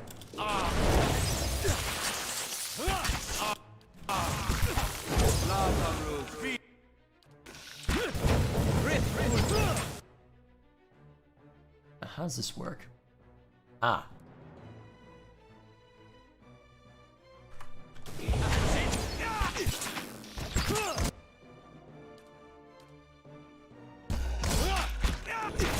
Not getting through me.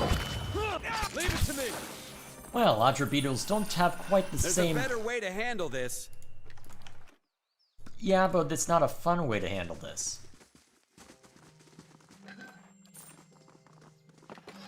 Getting close. The clouds above the cliffs of the North Weald reflect on the iridescent surface of this pillar of Adra. Alright, now the real fun.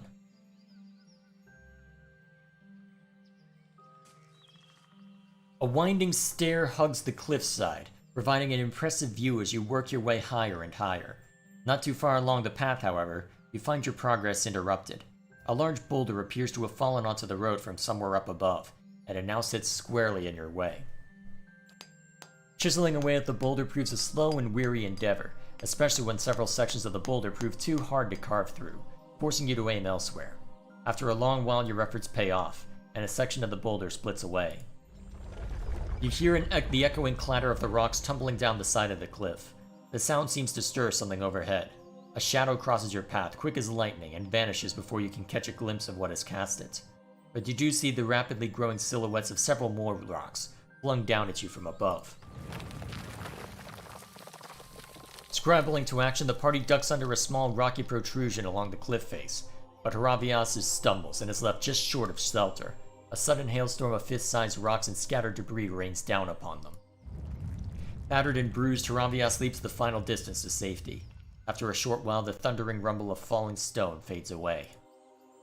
Your ordeal is ill past, you continue your climb, and the rest of the journey proceeds without incident. At last, you find yourself at the base of a final twisting set of steps, above which you can see the towering pillars of Hylia's nest. Hylia's nest. Alright, here we go. Fighting a dragon. I'm gonna want to rest before doing this, I suspect. And if this fails, then I'm probably going to just... Well, if I'm unable to defeat this dragon, I will probably go seek out the dragon hunter wherever that person lays. Let's see, how many of my spells do I have? Oh yeah, I'm resting. Sure.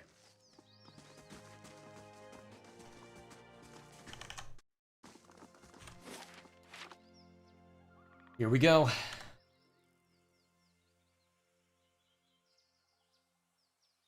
Can I kill a dragon?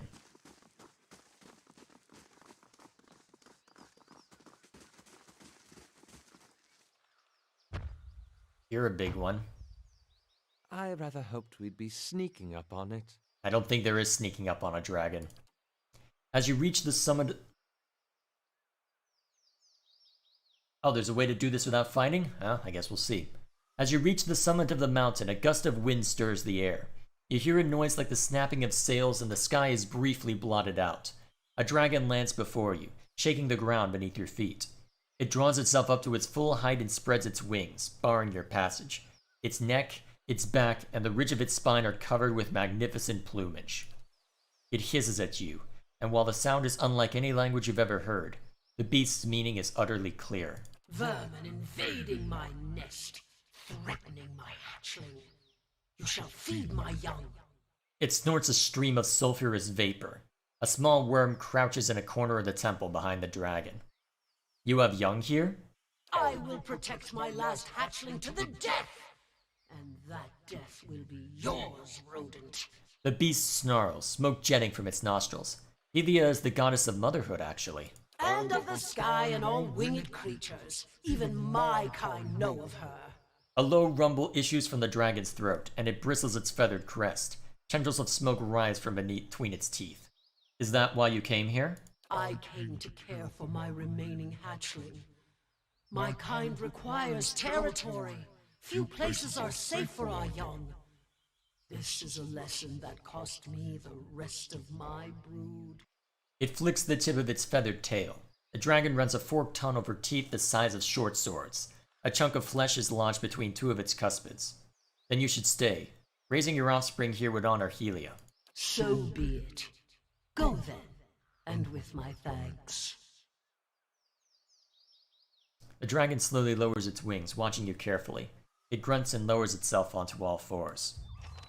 Guess I didn't need... Guess I didn't need to do much then. Well, I guess since that I've seen to that, I may as well go to Elm's Reach and petition to Hylia. And let's see. No, I won't make that the last thing I do. I do have a few quests outside of Twin Elms. I'm just debating whether I should go and do those first, or whether I should try and... Well, I could stand to swap my party around a little bit anyway, so I may as well do a couple of the quests outside of the Twin Elms. So I've got an excuse to double back. Besides, it'll give me a chance to talk to Palagina again. I'm pretty sure she'd have something to say after our confrontation. I just need to actively seek it out. Actually, wait. While I'm here, I'm pretty sure this is where I need to go for... Yeah, I can probably go here for news about the Autumnstella Gear. I guess we'll find out, though.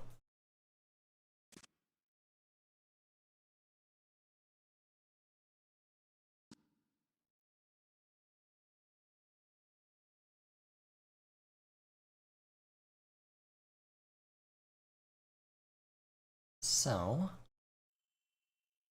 Alright, Hylia. You kneel. While you pray, you feel the space around your body shift and melt, and you find yourself in a vision of the mountaintop temple.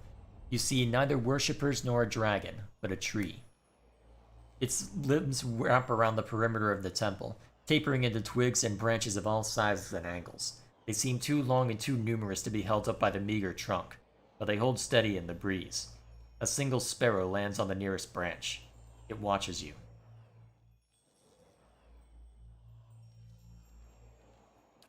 You whistle the first tune that pops into your head. The sparrow blinks its beady eyes and hops closer to you among the branch. It bobs its tiny head and opens its beak, and the rich trilling melody that spills forth is the song of a chorus of birds. A massive flock descends with a thundering of wings and whooping, screeching, chirping calls. They fill the boughs of the tree by the thousands, birds of every shape, size, and color nestling next to one another. A breeze ripples through the air. The limbs sway, creaking with a strange, gentle rhythm. A few hundred of the birds flit from their branches, forming a brilliantly variegated? I've seen the word, but I can't remember quite how it's pronounced. Variegated? Variegated? I think it's variegated flock in front of the tree. As they meet and swoop in unison, you catch a glimpse of someone looking back at you, cloaked by the flurry of feathers. You journeyed to my temple and found the dragon. Yet instead of driving it off, you allowed it to stay. The songs of my faithful will never again fill the nest, and the beast and her young will slaughter many to feed their hunger. The dragon sought shelter for your young. Are you not also the goddess of motherhood? And even in a creature so fierce, you find tenderness. Your long journey has revealed a compassionate and generous heart, Watcher. There is something else I would ask of you. The massive flock wheels around the temple. I'm listening. The birds return to the tree and nestles among their peers. The breeze ripples through the branches again, carrying the goddess's voice. You must stop Theos, and you must undo the tragedy he has wrought. Birds all over the tree begin to chirp and sing, and in the rise and fall of their voices, Hylia speaks. Theos acts, but is moved by another. The exiled queen whispers in his ear, urges him to rob the living and the unborn of their souls for her benefit, and he has obeyed.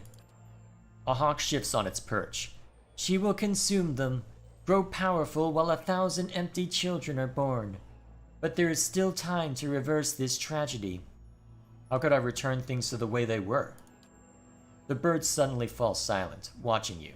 The voice on the wind returns. Guide the trapped souls back to the bodies they were stolen from. Hollowborn children whose eyes have never seen the sun. You could restore them, give their families hymns of joy after years of lament. The breeze tickles your ear. Peace and restoration to give purpose to suffering. There is no meaning, no redemption in pain that does not lead to fulfillment.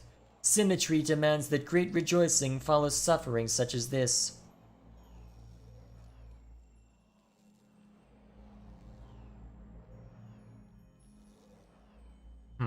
Thank you, Hylia. I will continue to sun and shadow. When you reach the burial isle, you will find souls there that I have granted reprieve for their sins. I give these to you, for only they can bear you to safety on your journey down. And when you face Theos and the rotting fruits of his endeavors, remember the conversation we have had. In that moment, you will have power rivaling a god's. And after it, you will live in the world that you have chosen. Choose Restoration, Watcher. Return the souls to the bodies they were stolen from. Swear to me that you will do this, and I shall give you power to make even Woodica quake. I can be merciful and terrible, Watcher. Great wings, dark against the sun, unfurled behind the tree, casting a blinding shadow across the temple for the briefest of moments. Remember, don't promise Hylia anything or any of the gods, otherwise you have to fulfill the promise. Yeah, well, Would it necessarily be a bad thing what Hylia is asking me to do? I need to think about this. Think then, and choose. All of the birds spread their wings and take flight. As they flock and swarm around you, you again glimpse someone watching you from within the maelstrom of feathers. Her glance is full of compassion and hope. The birds rise toward the sun. They blot it out, reminding you for an instant of a dragon and a shadow. But when your vision clears again, you are standing in Ter Evron.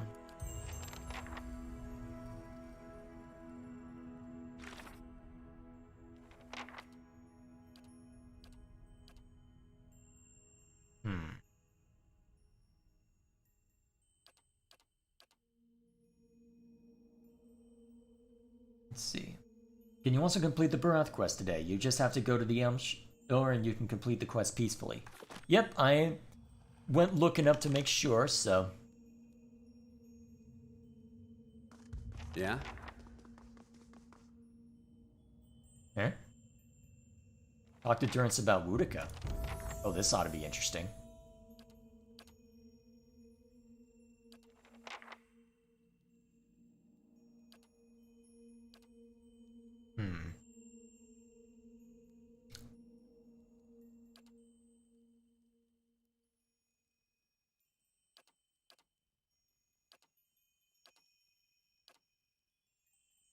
Yeah, let's see.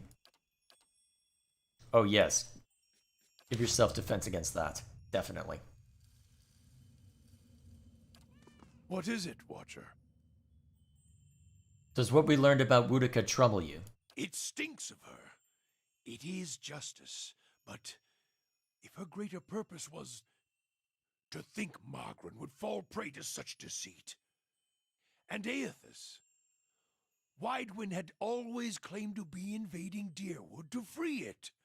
What if it were true? What if he had come to stop Boudica's plot before it began? Surely Aethys earned his death at Godhammer Citadel, but not for those reasons, not to keep him silent. If such a thing has brought about this chaos... Durance tilts his head, as if listening to an inner voice. Then he frowns, the frown deepening as he speaks. Must we always be tools of gods? If Boudica and Margrin, if they are the cause of this, the Hollowborn, if the purges were never necessary, if Aethys was fighting back... It is a lot to take in. No, it is not. I am glad to have walked this far with you, seen this truth. Perhaps it was what I was meant to see, with a watcher's eyes.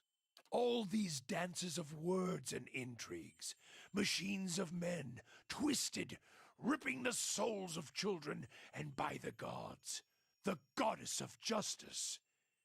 If I could end her like Aethys, Margrin burned her once. One can do so again. So Haravios wasn't even half right. He was completely right. It's Boudica urging Theos on then. So they've had, what, centuries now to plot this? How far ahead were they looking? Boudica, she must answer to her own justice. Justice or revenge? Anyone with a shred of spirit seeks both justice and punishment. It burns in the heart of anyone who lives. All seek it. If the world does not balance, we all drown in the oceans. And the gods would not care. Margrin, she must be redeemed. And punishing Boudica, that will serve. Do we know that Margrin was not a willing accomplice? Is this some final joke at my expense? To test my faith further? And why would you think that, Watcher?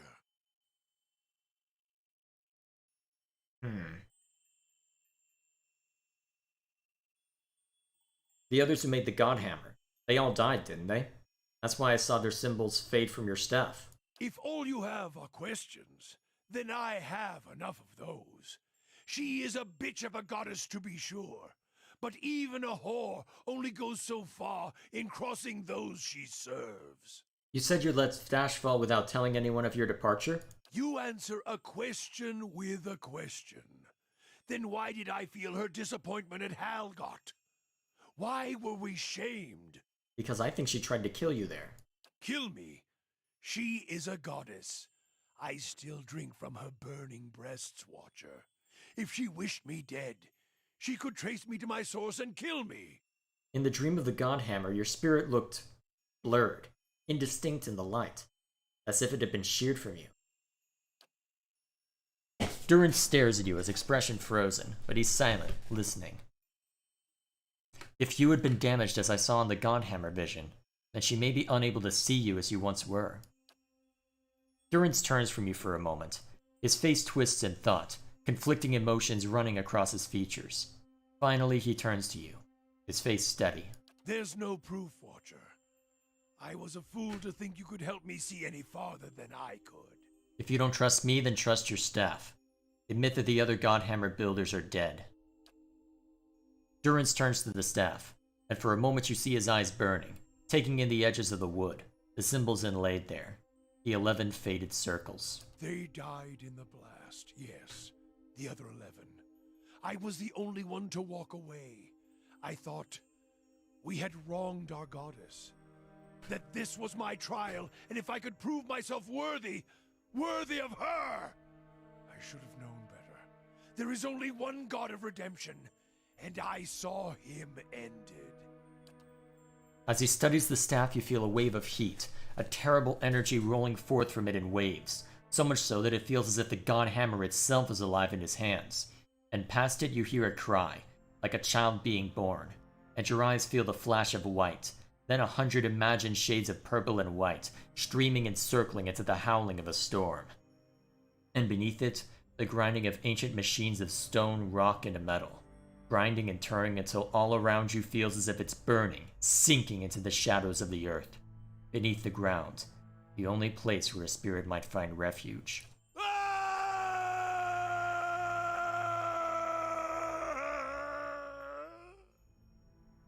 Someone worked hard on that scream, good lord. When your vision clears, you see Durance, his hands clutching the staff, and his eyes are bright, burning red. Atop the staff, the flame burns cleanly, brightly. As his gaze burns, he rips his gaze away and howls, a bellowing, horrid howl, like a wounded animal, and sweat pours down his brow. We can see that justice is served, to her and Wudica both. To think I served her, I followed her. Now I shall serve no one. Wudica's lies must be answered. And now it seems I must take fire and war from a goddess's false claim as well. I still take from her strength as I did, for as long as it lasts. For I shall not cast her aside yet, until I have drained her dry and had my fill, just as she intended for me. What have I unleashed? For I have learned one of the lessons of the faithful. The faithful may wound a goddess greater than any enemy. A purification is coming, and this fire shall consume them both.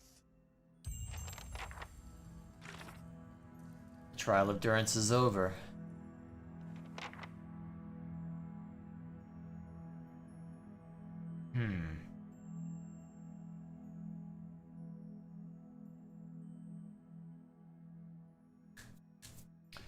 Alrighty. Hey there. I hope I haven't made a mistake in whatever I've just unleashed. Still, I suppose time will tell. For now then. While we're in this area, I may as well see to the Harabias quest. I'm assuming that I can talk to one of the druids, or whatever whatever people are over by that, well, to the south, what is it, southeast of this map? After that, we can go over to Elmshore to resolve that quest. And finally, I can stop by... Sure. Huh? And this gash here Stop right is from there. when I woke up with a wolf trying to eat me. There. Mauled by a bear 7 years ago. Oh yeah, look here. And here. Once the bull had me properly hooked on its horns, things got worse. What might this be? Wait, this is another vision, isn't it?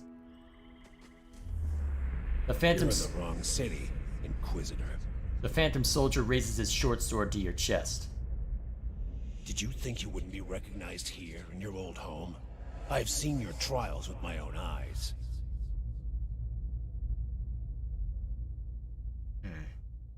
I've seen you light pyres with good people tied to them. People I've known many a year.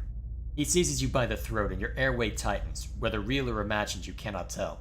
They deserve your confession. He raises the point of his sword, pulling it a hair's breadth away from your eyes. Suros, what are you doing? Startled, the soldier releases you immediately and turns to face the speaker, a woman in a plain wool tunic, fully a head shorter than he, but somehow seeming to tower over him. You have seen this woman's face before, but from afar, bloodied and burned as she lay stretched across an iron wheel. At the moment, it's marked only with concern. An assassin sent by the Inquisition, my lady, daring to approach our camp. If he is so poor an assassin as to approach with an armed guard in daylight, I should have nothing to fear. I would hear what this man has to say. She stares him down until he can no longer face her. He turns away, sour-faced, watching you through sidelong glances, his knuckles white around the pommel of his sword. Surely this is some trick of my mind. I did not expect to see you again. Yovara's eyes widen as she sees your face for the first time.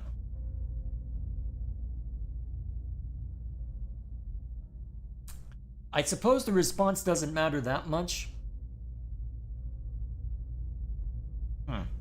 What if I say the truth? Are things as desperate as that over there? I'd have never known. I hope your next assignment is more stimulating. Listening to my lectures is dull work for a spy. I hoped there might be another reason, but you are here, and that is good enough on its own. Whatever your reasons, I've missed you over all these years. Having you here now, at a time when I'm surrounded by strangers, is a wonderful gift. I would like for you to stay— I would like for you to stay here, in our camp, as my guest. My Lady Yovara, I beg of you. This is an Inquisitor. This is a desperate attempt on your life. The only way it can succeed is if you allow it to. No longer able to remain quiet, the soldier approaches Yovara and puts his hand on her shoulder, turning her aside. His voice is hushed but by no means private. This is a missionary, same as I was. Taught the wrong things as I was. If I can't have faith in one man's ability to reason, once he knows the truth, what hope do we have? She brushes his hands away with the calm grace of the resolute. My lady, he admits being a spy. That should make him less of a threat, wouldn't you agree? I have nothing to hide.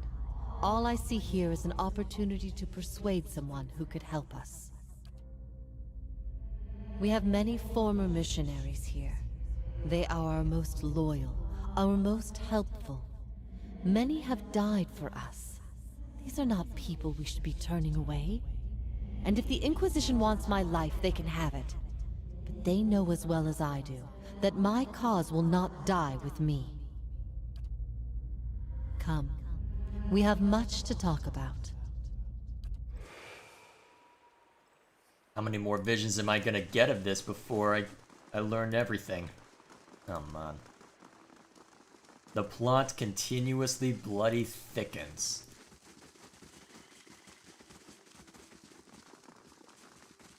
Stramore?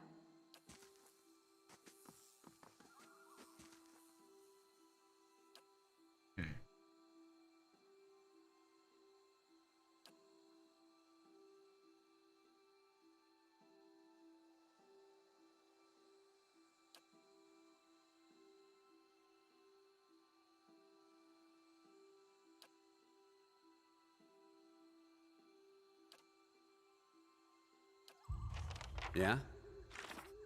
Oh, that's that quest. Oh boy. What have I done?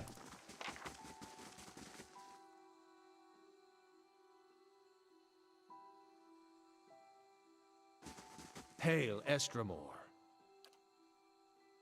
And hail to you, Autumn Orlin. Oh boy. Haravias' eyes widen in surprise, and his one good ear stands on end. How on Aora did you— The man's eyes remain closed, and he says with a smile, Tranquility begets a receptive mind. He opens his eyes, revealing brown irises clouded with the beginnings of cataracts. With my eyes open, I see your birth form. But when I look inward, and with this he closes his eyes again, I see the Autumnstella Gear.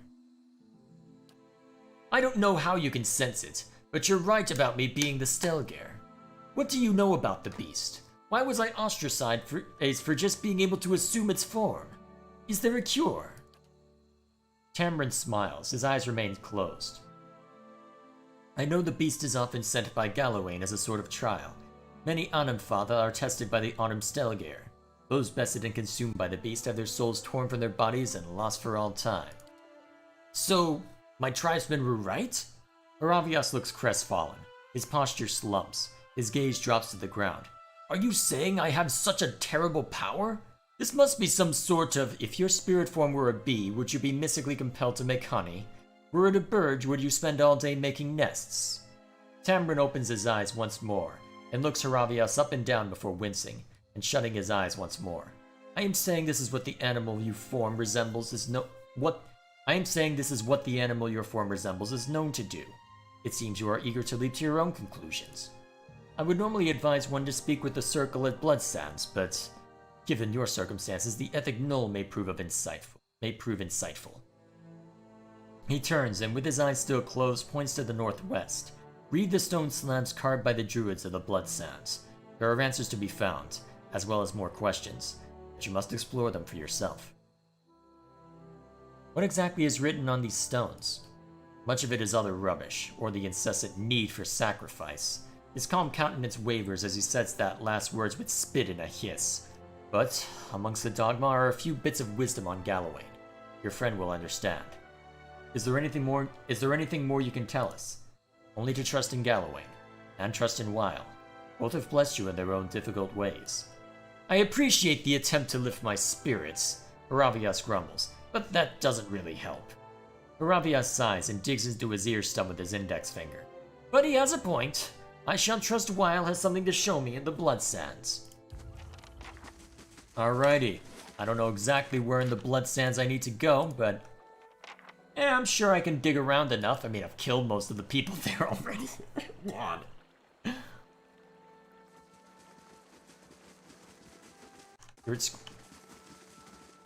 Alrighty.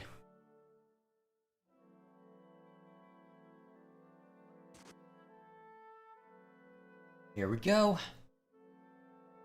I wonder where these tablets would be kept. Probably dig around pretty easily. I'm fully rested, so I'm able to do all sorts of crap right now.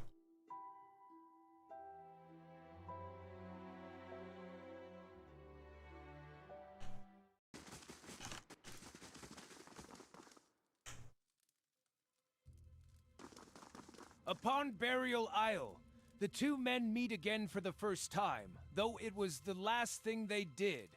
The many-colored beast rent them both asunder. They were, in death, merged and made whole again. Cute story. Two guys meet in the belly of a soul-eating creature. Maybe someday I'll eat two of the most insipid dear wooden lumberjacks, and they'll spend an eternity discussing beer whilst haunting my colon. Perhaps the idea is that the Autumnstella Gear might not really destroy the souls. That could be true, Aravias mutters, but I guess I don't know what to make of this. I've never, knowingly at least, eaten anyone's soul. Maybe it's a trick I've yet to learn. Lucky me. Still, I have a hard time believing that me spirit shifting and mauling anyone is going to make anyone whole again, despite what this tablet says. I'd like to look at the other tablets and see what they have to say.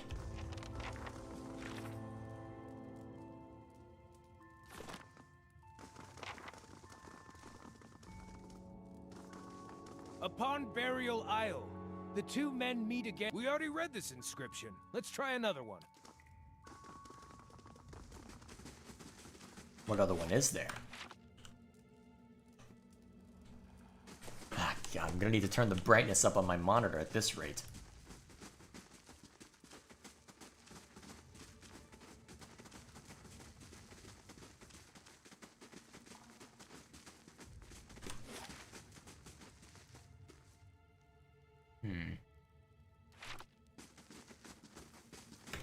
Oh crap, Lava room beyond sea. Lava room beyond sea. well, looks like that's one of the templates anyway. I'll teach you. And that takes care of that.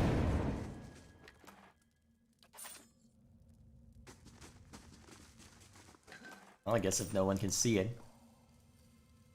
Is not the water sacrificed unto the plant, and the plant sacrificed unto livestock, and livestock unto man?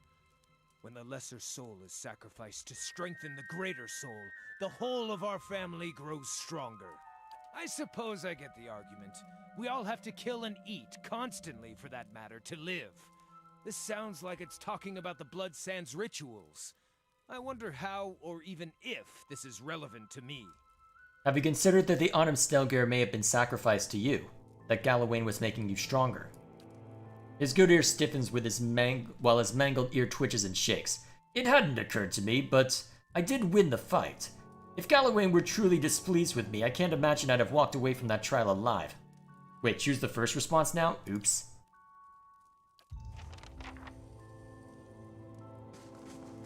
I don't know, what difference will it make? Guess we'll find out.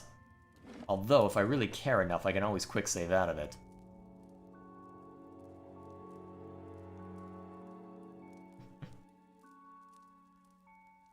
Although that seemed like it would have been a reasonable response, though. Well, I can always go back to the autosave if that's what if you're certain of that.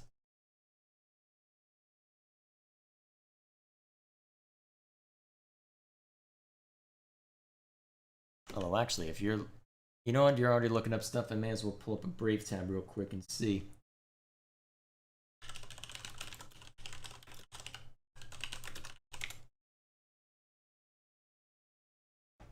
True to form.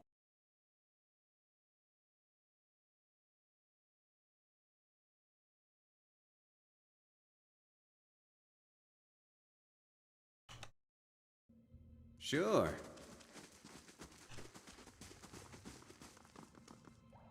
Upon burial, cute story. Two guys meet in the belly of a soul-eating creature. Maybe someday I'll eat two of the most insipid deer wooden lumberjacks, and they'll... Alright, shut up. Hang on a sec. So, there are 4 tablets. Read them and discuss them with Haravias, then he will tell you that he wants to visit the burial isle. Oh boy. Note that your replies in conversation. Hence will determine whether Haravias aligns himself with Wild or Gallowan in the end. Okay. So that's the primary distinction. Okay, so in that regard, I'll probably just go with my gut then.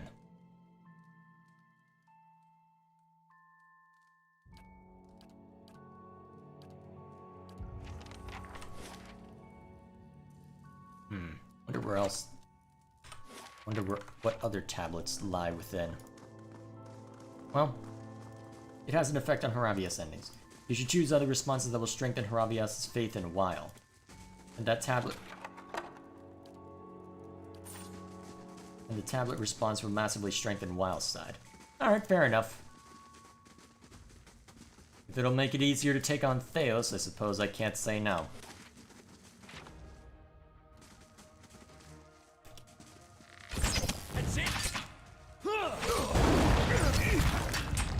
On the ground with you. Lavaru, be on ski.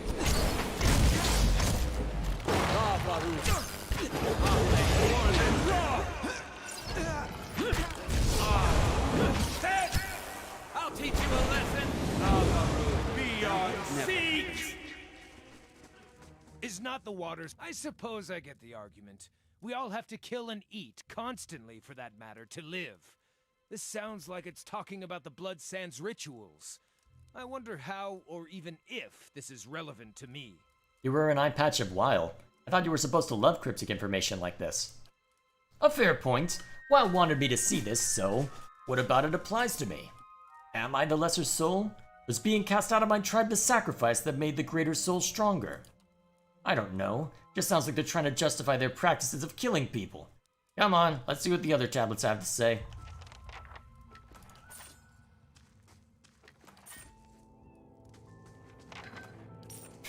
What? And then there's an occasional mewling from the cat that I have along because cat. Not that I'm complaining.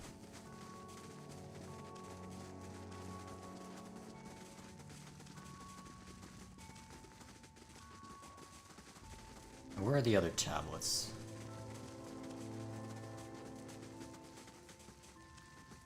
Surprised there aren't any in here.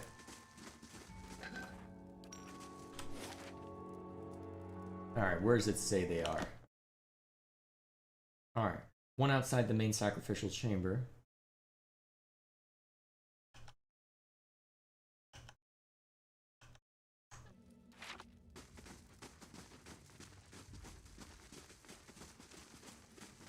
That looks important.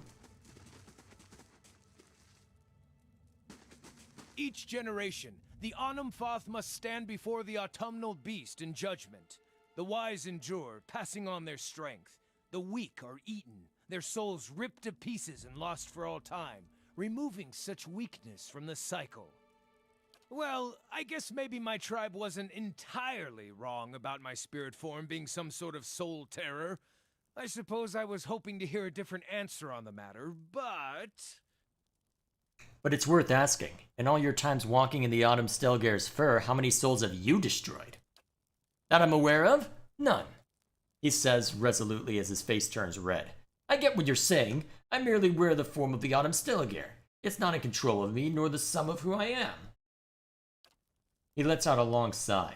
For years I've been telling myself that my tribe judged me unfairly. Guess they weren't completely wrong. Well, enough pontification for the moment, he says, patting down a cowlick of hair. I need to know more. Let's look at those other tablets. Oh look, more people I forgot to clean up.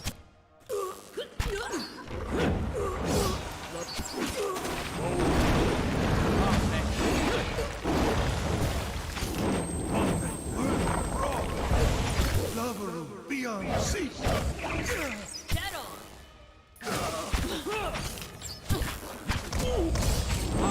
More than... Hey there. There we go. The benefits of being grossly over-leveled and not going along with the main quest line.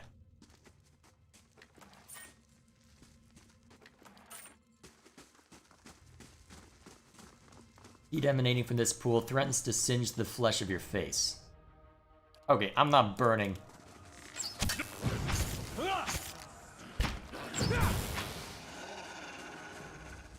Yeah, it's not worth burning spells on just a single flame blight. Hey there. By the looks of it. Let's see, where's the final one? In the northwest? Okay, I've gotten that one. Hang on a sec. Where's the... So, northeastern corner, past the chanters in the druid quarters. Well, I'm gonna have to fight these guys then. Break out the party AI and start splatting them all. More than raw!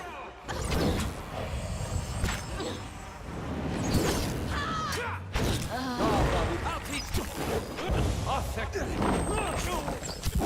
Wait, where's Adair? Oh, there he is.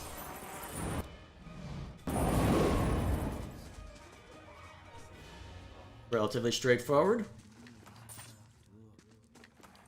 Sure. They aren't gonna need it. Worth. Oh dear, that's a large clump of them.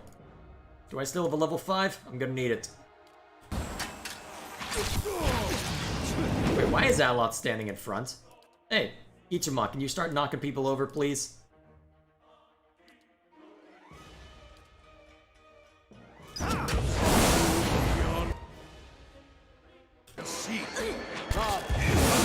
Beyond sea.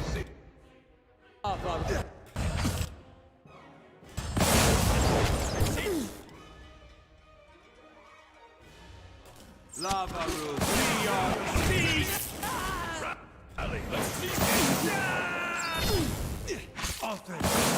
Ah, there it is.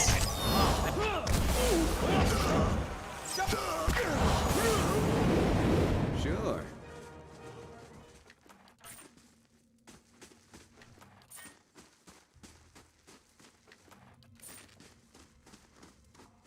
Quick, grab the loot. As souls split into multitudes, many lives come from one. The truest of power comes from sacrificing the shard to return its strength to the Mother Stone. The many lives from one sounds familiar. I was taught that sometimes between death and rebirth, a soul splits perfectly in two, creating two viable souls from one. Sounds strange, but it makes sense when you think about how the population has risen in generations. It's kind of a mathematical necessity that some process like this is happening. So why did Wild lead you to this tablet? Haravia scratches at his ear stub as his gaze drags along the floor. If that druid really wanted me to see this tablet, and if Wild really is guiding my quest for knowledge, there's someone out there who has the same soul past as me. So what? That's probably true of most of us. Mm-hmm.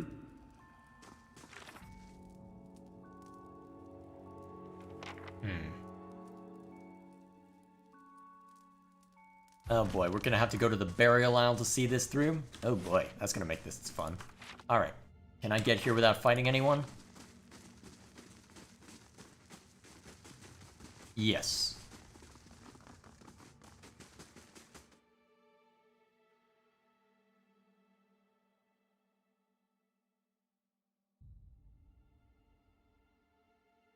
Alright, oh wow, we've been going for a couple hours now. Well, What should my last act be? Honestly, setting that thread in motion will probably be the last thing I do, given the time right now. So, I think then what I'll do to end this, since that I need to go over to, I believe it's Elmshore? Let me just remind myself of that quickly. Servant of Death.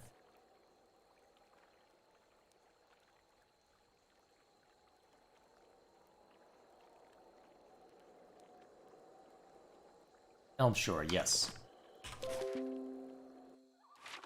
Shut up, Windows. Why are you even giving me notifications? I don't know if you even heard that, but either way. Yep. Although, to be fair, that usually goes off at a certain time of day for me, so...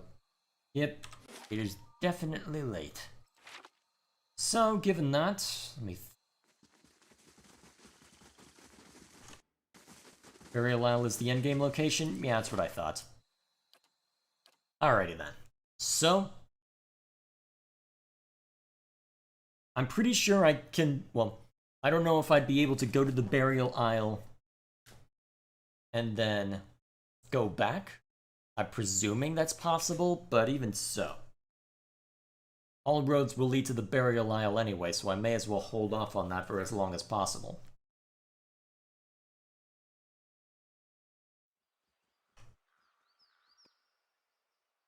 Oh yeah, I forgot to see to this. Kana's patron was silent about the source of their leads, but the notes quickly proved to be valuable. A grimoire sale in the Seathwood and notes of from a dead Rayet Saren wizard pointed the way toward 3 other wizards that were unwittingly performing research based on Galif's stolen notes. Spread out across the eastern reach, the wizards were amiable enough, but quite unwilling to part with their own extensive notes. After reporting back to the patron's servant, Kana discovered that no additional services were required.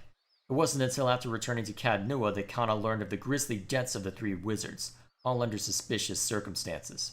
A short time later, a package arrived via a guarded courier.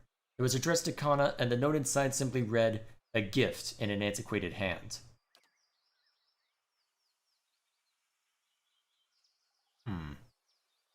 Interesting. Fully duplicate non-soulbound weapons. That's useful. And there's someone over at Cadnua I need to see to as well. Alright.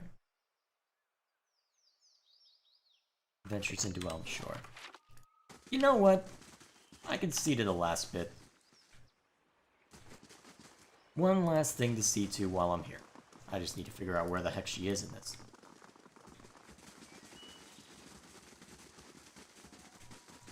I'm assuming she'd be somewhere along the main road, but what do I know?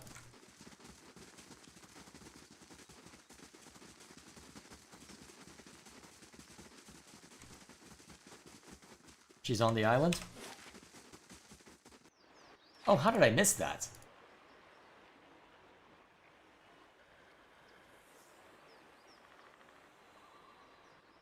Or did I not think I could reach there? Huh. How did I miss that? Neat.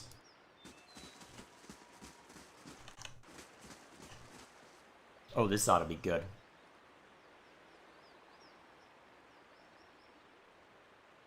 An elf stands on a dais in the middle of a clearing. The ground is blanketed with leaves in various shades of russet and gold. Her eyes are closed and her arms folded in front of her. A curtain of autumnal yellow hair hangs in front of her face. As you draw near, she lifts her chin and looks at you with shifting hazel eyes. Greetings, Stramore. You are among the Ovates of the Golden Grove. And you are? High Ovate, an ancient elm among poles and saplings. We have taken root in the same soil, and the others grow in my shade. Their roots nourish my soil. My branches give them shelter. Together, we grow. Your essence churns like an eddy in the stream, Stramore. Speak the questions in your soul. Barath has sent me to end your life. It has continued for too long. And turned your turbulent passions against me, no doubt. What is a god that his voice should carry so far? And what are you that you should so eagerly obey? The gods only have dominion over what we seed, and you would cede matters of life and death to them. It's that or trust your neighbors. If you had my neighbors, you might think twice about that. Are you any different? You've extended your life beyond its natural span. Through work and wisdom, the greater the tree, the more fruit it may yield. She nods at the ovates gathered in the clearing. They are vines climbing an ancient elm into the sunlight. My growth sustains them. Should our harmony fall prey to a god's jealousy? And where exactly would she lead them? She's blind to the limits of her own.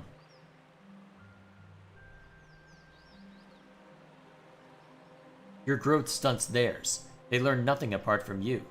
If this is what you demand of the other ovates, you're no different from the ethic null, or the gods. A storm of protest brews behind her color-shifting eyes.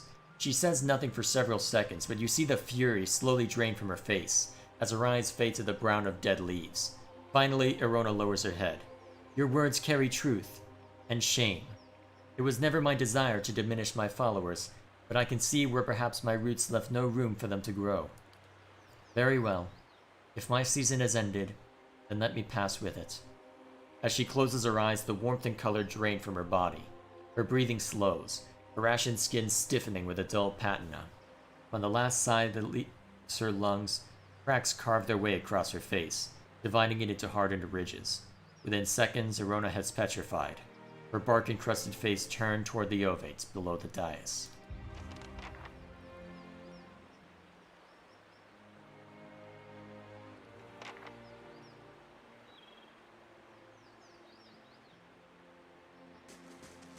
Anything of interest here? Would appear not. Alright then, so that is where we shall end it for today. Since we're already outside of the Twin Elms, I suppose I may as well take care of everything else that requires me to go far afield. So, to that end... Wait, I should have labeled that properly. I don't think I can rename these, but I can always just delete spare ones, right? So, which one are we on right now? To give me a sense for how long this has been going. Oh dear.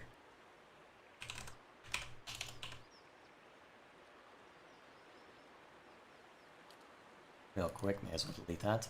Alright, there we are. Whew, man. As always, it's a lot. But there is plenty to see, and still plenty to see too if this list of quests is anything to go by. Especially given the nonsense down here. I don't know if I'll ever resolve this given the choices I've made, but hey.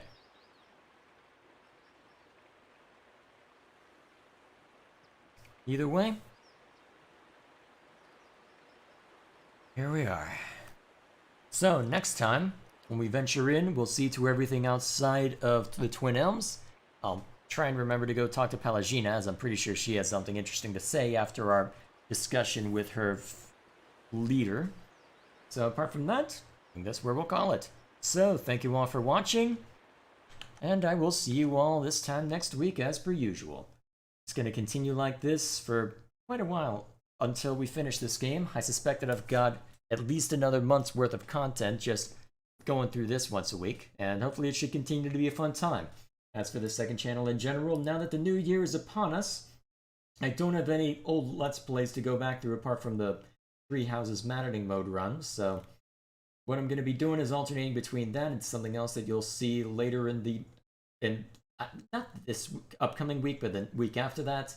And then it'll just be, I think Tuesdays will be a Let's Play, Wednesday will be a Smash Bros. Clip, and then Thursday will be, what is it?